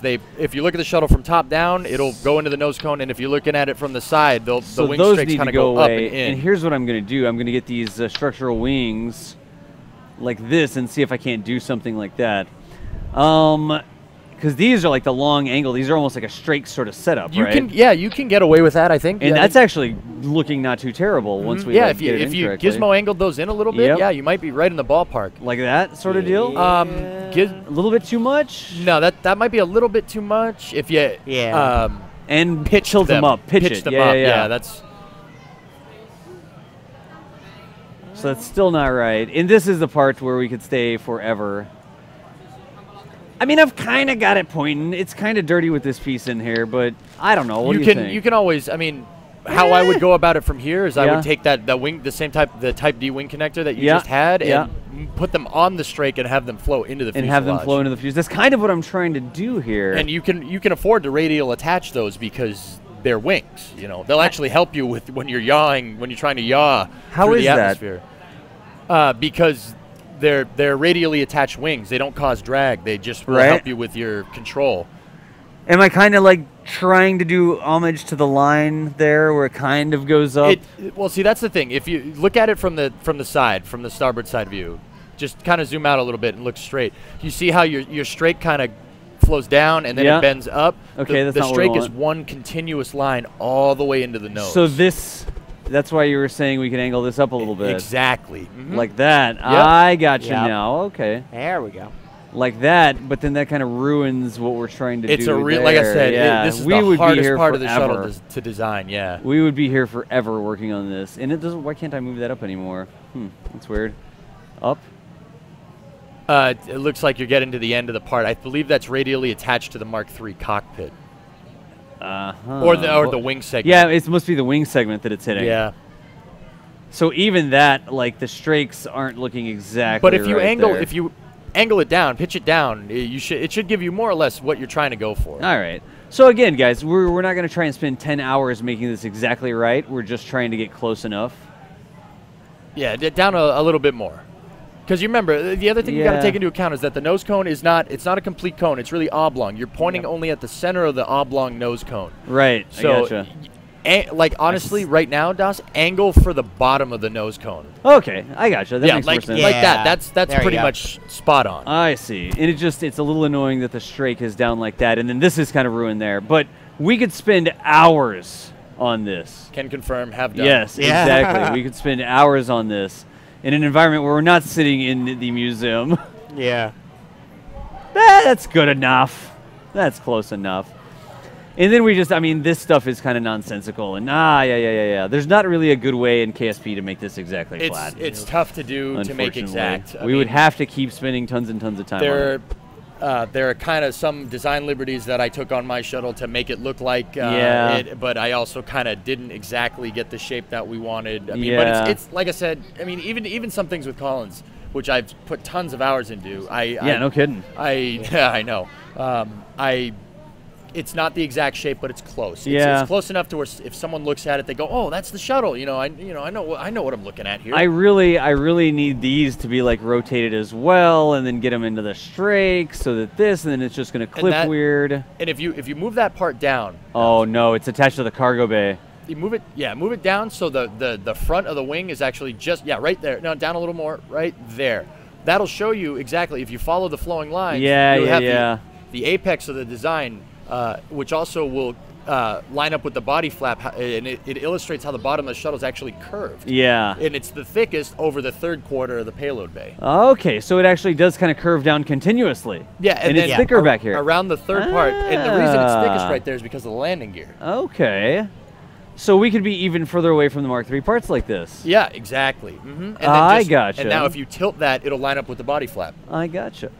And then this one gets tilted back up and kind of comes back in? Yeah, rotate it. Yeah, pitch it down a little bit. See? Like There that. you And then go. so it's almost kind of got like a little bit of a, that's what you're saying, it was the thickest Like I near said, there. the best way I can describe it is a boat hull. It looks like a boat hull. So it's a little Yeah. bit forward of where it would be thickest, right? It's a little bit, Yeah, aft.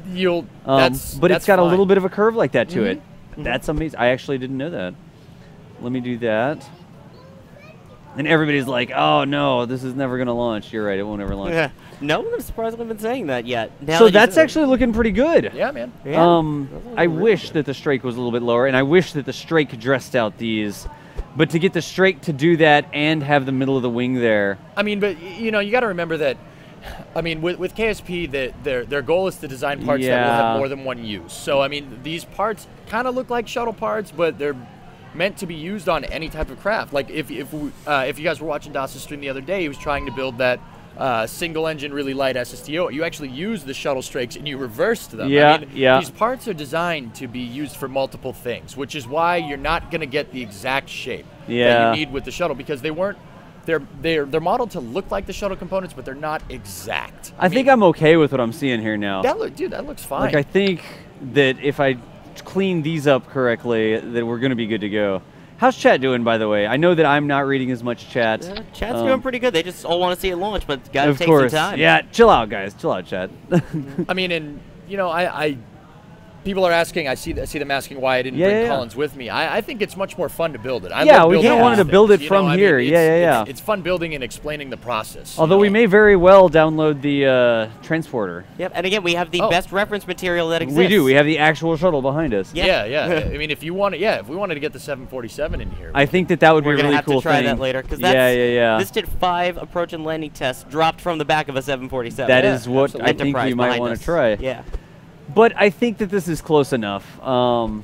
It's not like the shuttle started going right away. Then we'll just tilt that up a little. I was attaching it to the correct piece because it was not attached to the correct piece before.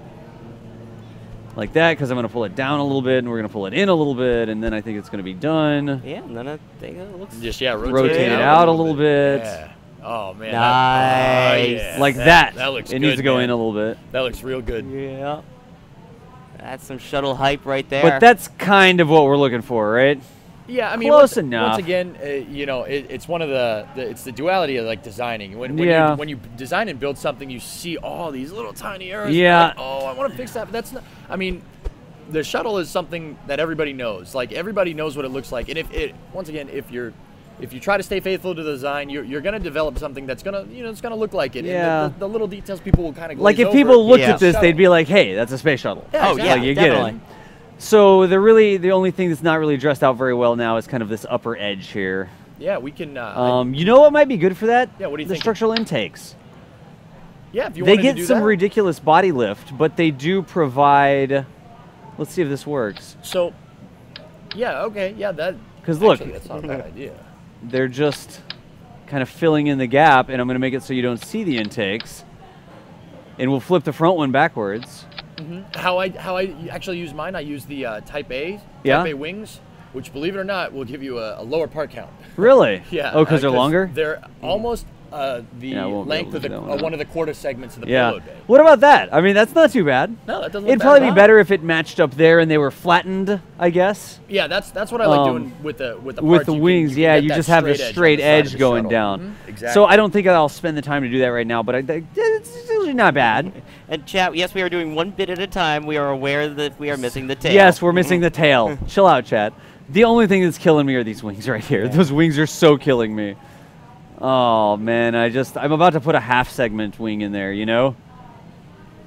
But I think in the interest of time for right now, we're just going to roll it, ship it. You know what I mean? What else?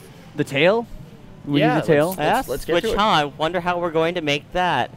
Well, we've been provided A with nose Yes. cone? Yeah, I don't know. We've been provided And- with this. Fun fact, it's called the vertical stabilizer if you want to get really fancy. Oh, man. And it sticks off like that? Does Yeah. it? Is Yeah, that that's- right? that's- yeah, you can- literally it- just that's Hang on, let me look. Yeah, Oh, I it's can't see it because of the poking right pod, up at yeah. the edge of the... It- you can't see it on camera, but it's right at the edge of the tent here. EJ, does it need to be sunk in a little bit? It feels like it needs to be sunk in a little bit, but I don't know. Does it really stick up that far? Oh yeah, no, the vertical stabilizer on the shuttle is huge. It's Yep. like 2 lengths fuselage tall, if that Really? makes sense. Yeah, it's big. It's real big. I'm looking at some reference material here. I need a side view of it. Everything. It's always blocked by the ohms pod. Yeah, how dare there be an ohms pod in the... That's close enough. That looks good. Yeah, Yeah. that's fine. I mean, the reason you I love EJ. He's like, yeah. All right, that's The okay. reason your shape's getting thrown off here is because the ohms pods actually, if you look at the fuel tank back there, you see like there's the obvious point where the design goes from vertical on the sides and then curves in. The ohms pods actually take up almost all of that curve. They're huge. They're so big. maybe these are too small for the ohms pods? The ohms pods are like the size of a Volkswagen Beetle. They're really, really big. Interesting. Yeah, oh, they're cut off on that view, because otherwise when we're full screen you can see the ohms pod, how big it is. I bet you I've got a piece that will work for that. Tell me there's something that holds... So what I ended up using on mine were the structural fuselages. Yeah. And because I'm using the rapiers, I put intakes on the front instead. Okay. And that's where the intakes are for my rapiers. I mean, you don't have gotcha. that problem because you put your intakes on already. But you could use. I've seen people use Mark IIs. I've seen people construct one out of the intakes, the Mark II radial intakes. It's almost like a Mickey Mouse sort of setup, exactly. right? Yeah, no, it is. Like I'm not exactly kidding there. It's almost like this instead. Yep. Like they're huge. Yeah, exactly. Are those two? They're probably too big. Those are those are a little too big. It's like we need like something in between those two. I found that like 1.25 parts kind of next to each other, right? Like in a binocular. Make it a little bit bigger. That's how I ended up making mine, and then I bridged the gap between the two with a radiator on the top. With the radiator. Oh, the radiators. You're right. Which also helps for heat dispersion. I don't know. On the rapiers. Because the ohms pods, if you re-enter at an angle true to the shuttle, the tips of the ohms pods actually get really warm. They figured that out during STS-1 when the ohms pods were missing tiles. And they ended up putting black tiles on the front of the ohms pods. On the fronts of them just because, make up for that, to disperse the heat better. So if you have a radiator up there, it actually it helps. I'm not seeing any pieces that we could really... I was just trying to go through the catalog and see if there were any other pieces, and I'm not seeing anything that would be great. I wonder if you could make a fairing or something that was like an ohms pod shaped fairing. You could try fairings. I've had some issues clipping fairings into parts. Really? Heat issues that cause the shuttle to explode. Because the shuttle, we should probably do that. We don't want these pods are just too small right now. Is the problem? I mean, you could get away with putting another structural fuselage on top of, like, to the inward to those pods, and then just bridge the gap with a radiator if you want. Let's do it. Yeah, let's do it EJ's way for this one, because we are going to be running out of time quickly here, right? We've got about 15 minutes, we've so got we have about to take 15 a short minutes break. left. So let's go like that. I almost want to put more fuel up there because there's not nearly enough fuel for it, you know? Because I wasn't going to put any fuel in the other part of it. Man, it's going to be hard to like dress out the front of it then. So what I did with mine is that I took the two structural fuselages and I kind of angled them into each other because the ohms pods actually get a little smaller as they go towards the part where they get up to the payload bay. I gotcha. I think I'm not going to use that. I'm going to use another one of these. I'll take the engine off. Yeah, that's fine. That'll do just fine. Like that. Because I wanted the lines to match, right? Oh yeah, no, good call. Oh yeah. And bring it over like that. Yeah. There you go. Actually looking pretty good. And you're gonna leave once again about, I'd say like half a cube octag length between where the pod comes in and the vertical stabilizer. That's There's so get it even closer than that. Like there is a little bit of a gap there. Geez. Half a cube octag like that. Yeah. Yeah. Does it curve up like that? Yeah. It curves up just like that? That's pretty much it, and then bridge the top of the radiator. And I can bring this over just a little bit. Yeah. I love the radiators, by the way. Oh yeah, the radiators are a great part. Oh yeah. Sweet. All right, that actually looks really cool. Especially and I may on the stations. I may like completely mess things up here. Let me just bring this back because I don't like it clipping through like that. That looks better. Make sure it's lined up from the side like this. All right, that looks good. I can move this around now because now I've got more room to make sure this thing's not. Those are actually more in the center of the pods. So like if that. You want to put it equidistant between the sides of the tanks. Like that, it'll look great. Yeah. Okay, and I don't think that the front's going to make me, but here we would just put the radiator on, and I wish, you know something? Look, I'm going to be completely shenanigan-y here. I'm going to put this on like that. So yeah, it includes a drag surface. Yeah, that's a good idea. Well, no, watch. I'm going to do this. This is so shenanigan-y. Right, bring it forward. I'm going to press 2 and bring it all the way up here. Oh yeah, there you go. Oh. And then we'll bring this down like this. We'll press F. Yeah, F didn't work, so I would have to rotate it. Yeah, if you rotated it 45 degrees to the right, it would. And I wish we could, like, maybe we could tilt those in or something, but if this one was a little bit further forward, you tilted it in a little bit. Towards each other. Yeah. So this, it almost needs to be a longer one or Exactly, something. and then just tilt the two in And have it kind of tilted together. You're spot I'm on. just going to go with that for now. Okay. It doesn't look perfect, but that's okay. We could play around with that and just use that maneuver, that node in the back. The radiators are right here. Let's see here. There we go. The long ones are probably what we're going to want. That's exactly. We'll what I install use. some nice plantation shutters on the Ohms pod here. They look like plantation shutters. Every time I look at that, I'm like, yeah, I can't unsee that. it's a now, plantation man. shutter. Yeah. It looks like Isn't that, I think, like the washboard for some Yeah, reason? Like they're a supposed to be playing an washboard. instrument on it, yeah. and I want to bring it right like that. You know something, as government work goes, You're dynamite, man. that's There you probably go. pretty good. And I wish, like, we would play with this forever and see if we could come up with a more smooth shape by angling it and that sort of stuff. For me, I'm just going to use the plantation shutters. Now, And I do have a question for you here, man. Are you going to equip this craft with RCS like the actual shuttle? yes, I don't know if we have time to do that right now. Okay. We've got about but 15 minutes That right is now, going to be yeah. a plan. Okay, because if you do, just a quick thing, Yeah. origin to later, you do have to leave some space. Because Some the space for the rear little half of RCS pod. The RCS Yeah. thrusters are actually contained in a small piece that's off the back That of the sticks Ohms up pod. off the pack, They're yeah, yeah. outboard of the orbital maneuvering system. Over here or up here? No, over No. to the right. and Over down a here? little Yeah. bit. Okay, gotcha. So we could totally do that. I mean, let me actually just toss that together right quick. I love using these things, by the way. And at some point, we would go through and close them. We have a couple of people asking in chat actually where we are right now. Oh, Yes. We're at the Intrepid Sierra and Space Museum as part of the Space and Science Festival, which is happening all weekend. We're live from the Shuttle Pavilion. The Space Shuttle Pavilion on the Space flight Shuttle deck. Enterprise behind us. This is the flight deck of the aircraft carrier that we're sitting on inside of a big air-conditioned building that the shuttle's stored in. Yep. There's where we are. And what kind of shuttle do we have behind us, Sawyer? This is the Space Shuttle Enterprise. This was the test article that NASA used for the approach and landing tests before they launched the first space shuttle a few years later. That's The- not this is exactly what I But want. yeah, this is an actual, real NASA space shuttle. Yes. 1 of 4. Like a real thing, not a mock-up or a model Oh, no, or it anything. It Yep. flew. Oh, It yeah. flew. It flew 5 approach and landing tests, 4 different pilots. They threw it off the back of a 747. Yeah.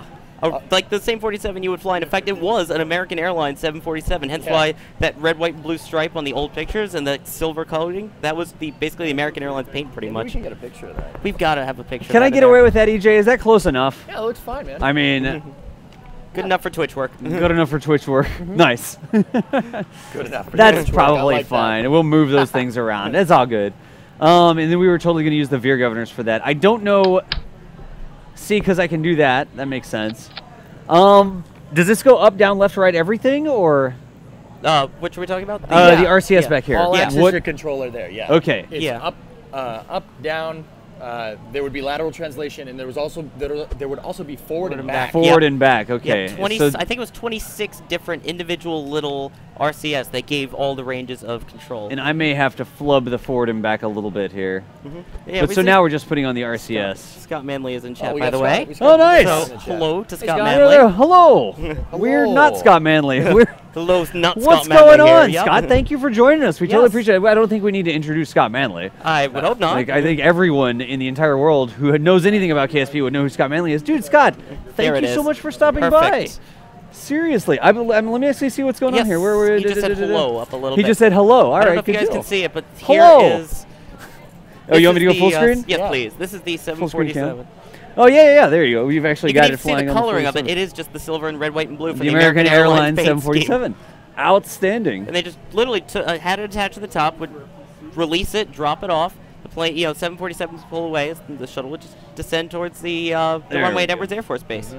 All right, good. And Pretty I popped Scott out so that I can see. I'll make sure I don't miss anything that Scott says. I put him in the little VIP window over And there. that same 747, which has been repainted since NASA 905, brought Enterprise back here to New York City in 2012.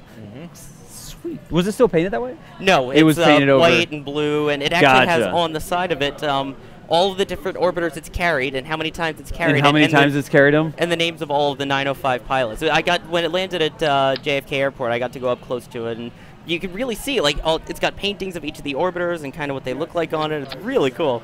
Am I doing okay here, EJ? Am I close enough? Yeah, that looks fine, man. I mean, it's just a one piece, and I just kind of slapped it in there. I know it's not exact, yeah, absolutely. Yeah, There Scott, we go, we kinda wish you like- were here too, buddy. but 3 axes. Wish you were here also, Scott. There you go. Oh man, maybe we could set up something like that in the future. Yeah. This won't be the last special stream we set up like this. I'd be hope not. okay with that, man. That would be like I don't know. I think that like the KSP community would explode if that happened. We would create a black hole. There would be like some sort of singularity. Yeah, that would. I don't know if that would end well. That looks good enough. I mean, it's a little too pointy back there. It's probably a little bit more flat or something. But you could put a Werner in there and kind of. I'm on a time crunch. Yeah. You know, we are going to have to take a quick, short 1 hour break. Yep, we are going to take a break. In about 10 minutes because there's another event going on here that we don't want to disrupt. Exactly. Do you know what the event is? What's going to be going on the stage behind us? It's a special presentation. There's a person who recreates Apollo 11 using just his hands. We got to see part of it last night. We saw that last night. You're right. It's amazing. Pretty cool. So all right, that looks terrible. He's going to be doing that. Yeah. It's a 45-minute thing. I mean, if you just put another intake on top of it, you could get away with it. Get a little bit more room to deal with it. Yeah. Let me bring it all the way back around. You know something? Guys, we are on a time crunch, and this is like the Field Expedient Shuttle mock-up extravaganza.com. Oh my gosh, that looks even more hideous. Oh yeah, we're still full I'll tell screen you by what, the way. Oh, we are. Oh my gosh. Well, you can see a space shuttle though in the meantime. Yeah, just look at the actual space shuttle. Because now we cut off the ohms pod, but still. This looks hideous. You just compare it. That was just an idea, and I think it looks terrible. Well, I mean, I tell you what, during the break, if you want me to clean some of this up, I can do that. We could do that. Yeah, absolutely. That. I don't know if chat would be okay with that. But I'm going to do the Twitch stream during the break. We are going to go offline. We are going to go offline for about an hour, right, Sawyer? That's the 45 minutes or an hour. 45 minutes or an hour or something like that. As soon as this event shuts down, we'll come back live again. We'll be back on the front page of Twitch again. We'll be working on the shuttle some more. Again, by the end of the day, we've got to have this shuttle finished up because tomorrow we need to launch a Hubble with it, and we're going to have astronaut Mike Massimino, who was on 2 Hubble repair missions, on with us talking about his repairs on the Hubble that he did. Yep, exactly. So we need to have a Hubble that looks good enough for an astronaut to say it's exactly, a shuttle. close enough. Just like make it like, that's a fuel tank, but it's also a telescope. I don't know. We'll have to see what we're gonna do with that. Just put the Sentinel thing on the front. Just put optics. the yeah, it's a lens. Because that's the thing. Yeah.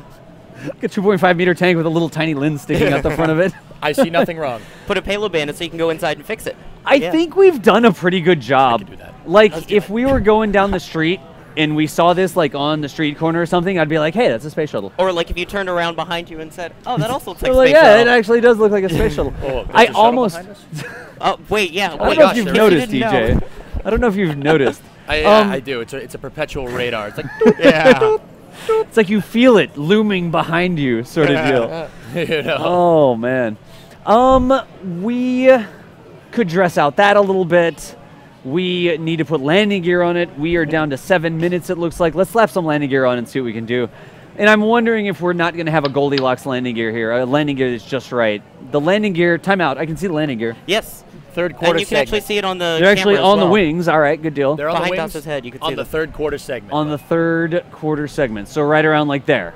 Yeah, that's perfect. And you can, yeah. I mean, you can, I do it with mine. I move mine up into the It looks wings like a chicken. bit. Yeah, exactly. We just move them up just a little bit, but you also got to take into account that because you rotated your wing, your landing gear is now out. Yeah, there you go. Yeah. Done. All right. You got it. And we want to de-chickenize them a little bit. I'm a little bit worried about them being at the intersection of the everything. Usually you won't have a problem as long as there's not another part except for the part that it's attached to in the way. Yeah. I mean, if you put a Q-block tag below it, I've had issues with that. I know. I was there for that stream. So, should we chicken leg it, or should we have the little pod stick up the top a little bit? I have the pods on mine are sticking up just a little bit because they're a little too thick for the. Yeah, they are a little bit too thick for the wings there. Yeah. And maybe That's if we dressed it a little bit better, we could pull it in just and fudge it a little bit. Yeah. The nose gear definitely up here. You can actually go up and look up into the nose gear bay. So you just walk up to the front, right? Exactly. Yeah, the nose on the shuttle is the nose gear on the shuttle is actually. In reality, it's right up next to the nose cone. But I mean, I find that in KSP, it's not a great way to do that. But yeah, because it also has to go. We're not just talking the wheels itself. We're talking the whole bay that the nose gear goes in. So that goes up to the nose. So the actual gear, it's right there. Yeah, it's like that. Yeah, a but little bit back. It doesn't look right. Go up with it a little bit. Yeah, like a lot. The shuttle, when it's on the ground, is actually pitched down. It's pitched down? Yeah. Really? It does look weird in KSP, but on the actual shuttle, it's a much larger nose gear bay too. So is it that gets right? slightly further Yeah, back. that's yeah. pretty much it. And it's the nose gear actually stick down that close to the nose? I'm going to have to walk up and look at that. Maybe slightly further back, like a tiny bit, but not much. Wow. The only place they That's could about fit it. They can't Really? fit it anywhere else. There's Yeah, nowhere that else to looks a put little it better. because you have the man. crew tank. The mid deck is in the way. Well, Yeah, I it's guess authorized during part. the break I'll have to walk over and look at the actual space shuttle. I've only Like, yeah. see the Oh yeah, proportions. that. Yeah, you know the That's a space shuttle wild is behind idea. us. Amazing job, dude. Oh my gosh, thank you, Scott. I appreciate that, man. I totally appreciate it. Scott said I do an amazing job. Aw. I appreciate that, dude. That means Doss an does awful do an lot amazing to me. job, though. We have so much fun doing this. We just have an amazing time doing this. EJ does an amazing job. NASA Man does it. We just have so much fun doing this, and I think it kind of rubs off, right? Like we just It's know. contagious, man. Oh my gosh. There's So- actually a really good picture of it right here. You can see the hole where the landing gear is. It's right there. Oh, the rest is here. pressurized. I'll show it right quick. Wait. We totally have time to do this. Because the rest of it, like we were saying, is the pressurized compartment, so you can't poke a hole in a pressurized compartment. There you go. Ideally, Yeah. because you have your pressurized containment. That up one's here. really hard to see. Yeah, it's really hard to Yeah, see. and then the landing gear is actually up there. It's that Yeah. line that's going through the center. I mean, Yeah. once again, it's really tough to see Yeah. on the camera. So we've actually got one of the Haynes repair manuals for the shuttle. That's what we're looking at here. The Please NASA turn to space page shuttle. 59 Yeah, of your repair manual. 59 of the repair manual. How many people does it take to repair a space shuttle? Oh The man. world may never know. Yeah. This is so close. There are some things. I mean, we could dress out the back, and maybe we'll clean up a couple things during the break because we can keep sitting here. We just got to shut down the lighting and everything Yeah. like that. Yeah, we can't keep shouting. We don't have the docking. We can't keep shouting. We don't have the docking adapter in here. What's the technical name for it? It's the well, you have your shuttle airlock and you have your A-pass. Okay. Yep. The A-pass is the little extra sort of thing here that goes in here. Combined, it's just called the ADPS, the Androgynous Docking Peripheral System.